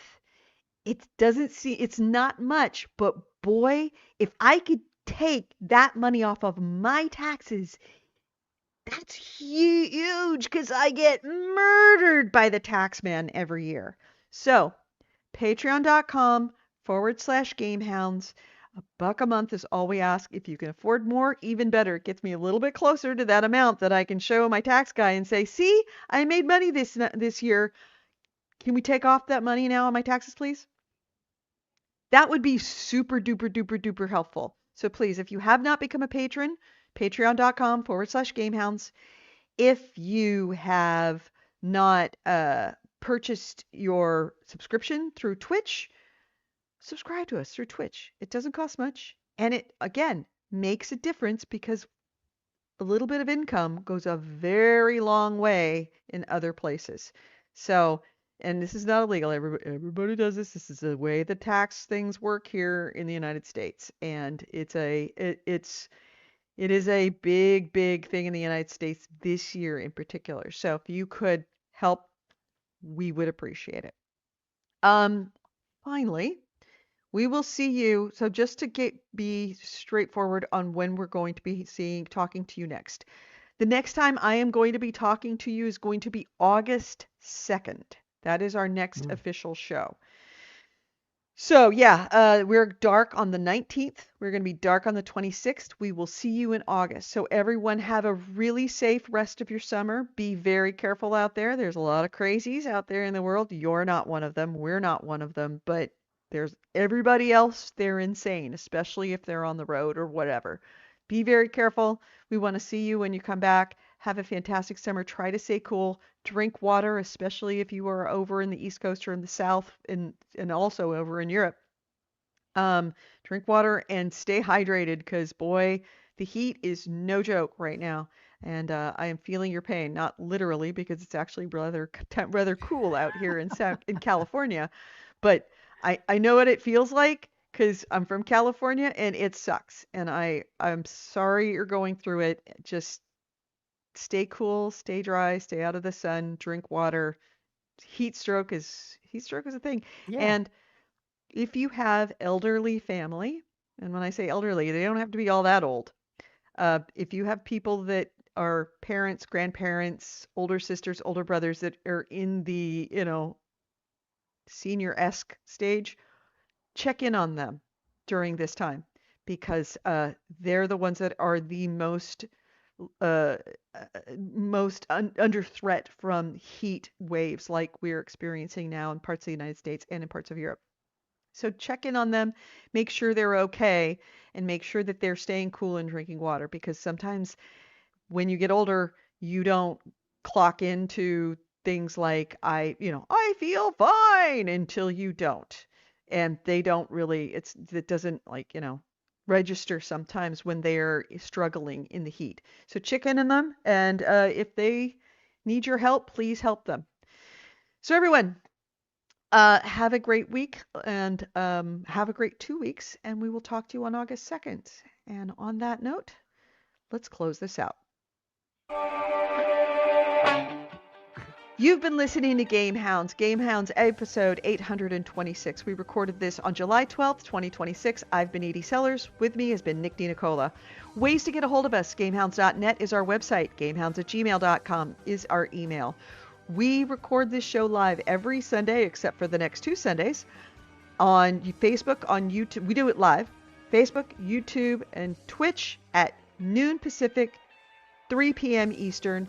Facebook and Twitch, we are the GameHounds. On YouTube, we are GameHounds Vids. VIDS is in videos, all one word. We hope to see you here. If you are listening to us as a podcast, as an audio podcast on Apple, iTunes podcasts, or on iHeartRadio, or anywhere else that you see podcasts, think about coming to visit us sometime soon, sometime live. We would love to have you just stick your head in the chat room and say, hey, podcast listener visiting, even if it's for 5 minutes, just to come by and say hi. We would love to hear from you. So join us then live, and if you can't, again, you can always listen to us as Apple iTunes podcast or any other podcast elsewhere as an audio podcast. If you listen to us as an audio podcast, please, please, please leave us some feedback. And if you're listening to us on Facebook, YouTube, or Twitch after the fact, or even during, don't forget to like, subscribe, hit the notification bell, and yeah, subscribe. Boy, that makes a big difference for me right now. Also, if you want to take it a step farther, as I mentioned, patreon.com/GameHounds. That is our patron site. $1 a month is all we ask. $2 a month is even better. You know, every little bit counts. A lot bits count a lot more too. So if you would love to sponsor us, we would love to have you as our patron. Patreon.com/GameHounds. So that you can help offset the costs of doing all of this. And like I said, as earlier, it's not cheap. So offsetting costs are very important to me and to Nick, and ensures that we can continue on into our 16th year. Yeah, we're in our 15th year now, our 16th year of doing this show. The Discord channel, the emails, the links are just about everywhere. But if you can't find them wherever you're listening or watching, you can always go to our website, gamehounds.net. There is a link there. And come say hi. Nick and I check it all the time. I'm going to be checking it a lot more now that I'm going to be out of town and be able to have time to talk to you. Thank you again to AC Wraith for putting in all the links of everything that we talked about during the show. You can find those in the comments. Have a great couple of weeks, everyone. We will talk to you on August 2nd. Bye. Bye.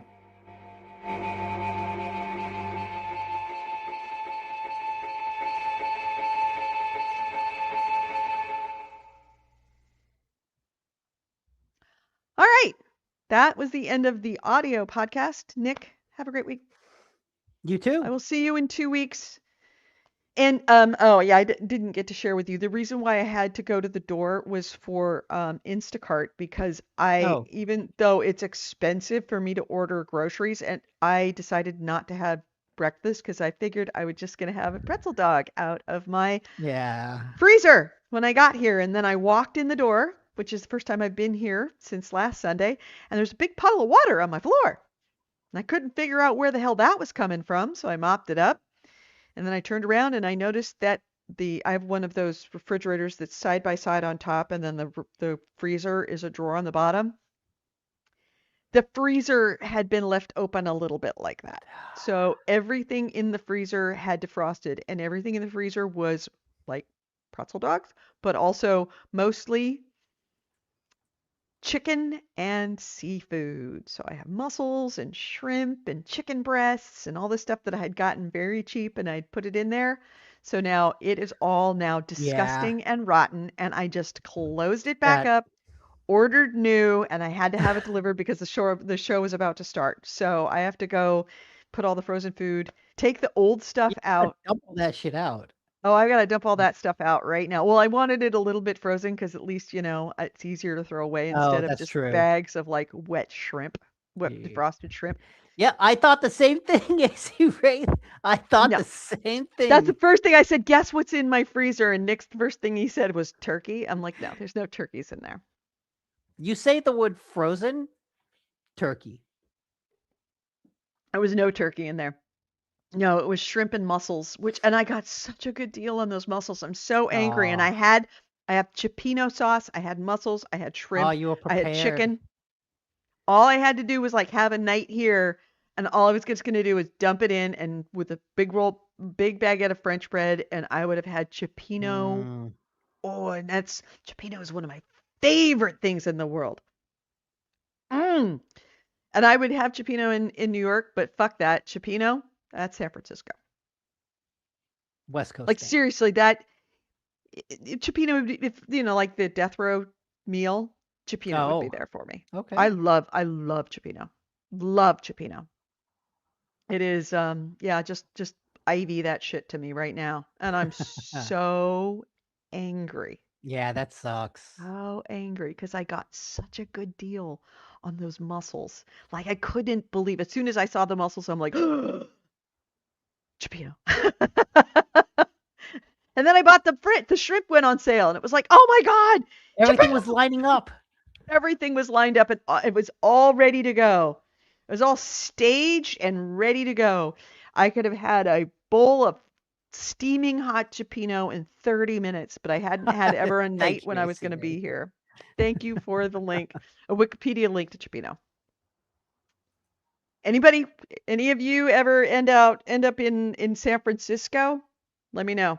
I will happily take you to the best cioppino in San Francisco. Okay. Nick and I will Well, we'll go. we'll take you out for cioppino. Me and Rita, we'll take you out to nice cioppino someday. Yeah. Someday soon when you come back. Yeah. Yeah, when I come back, yeah, we'll go do a, and of course fish is right out with Fish and green? Nope. nope, neither one of them do fish. So That's it's going fine. to have They to don't be have to come. you and me and cioppino. We can do that. Bunch of butter, bunch of garlic. Bring it. All right, everyone. Have a great week. Have a great 2 weeks. We will see you in August. Yes, 3 weeks technically. Actually, true. That is 3 Yeah. weeks. So yeah, see you in See you in a August. while. And bye, AC Wraith. Take care. Be well. And shoot me a message if I'm anywhere near you. I'm happy to bring you Cioppino. something from New York. I know you're upstate New York, Turkeys. which is a long way.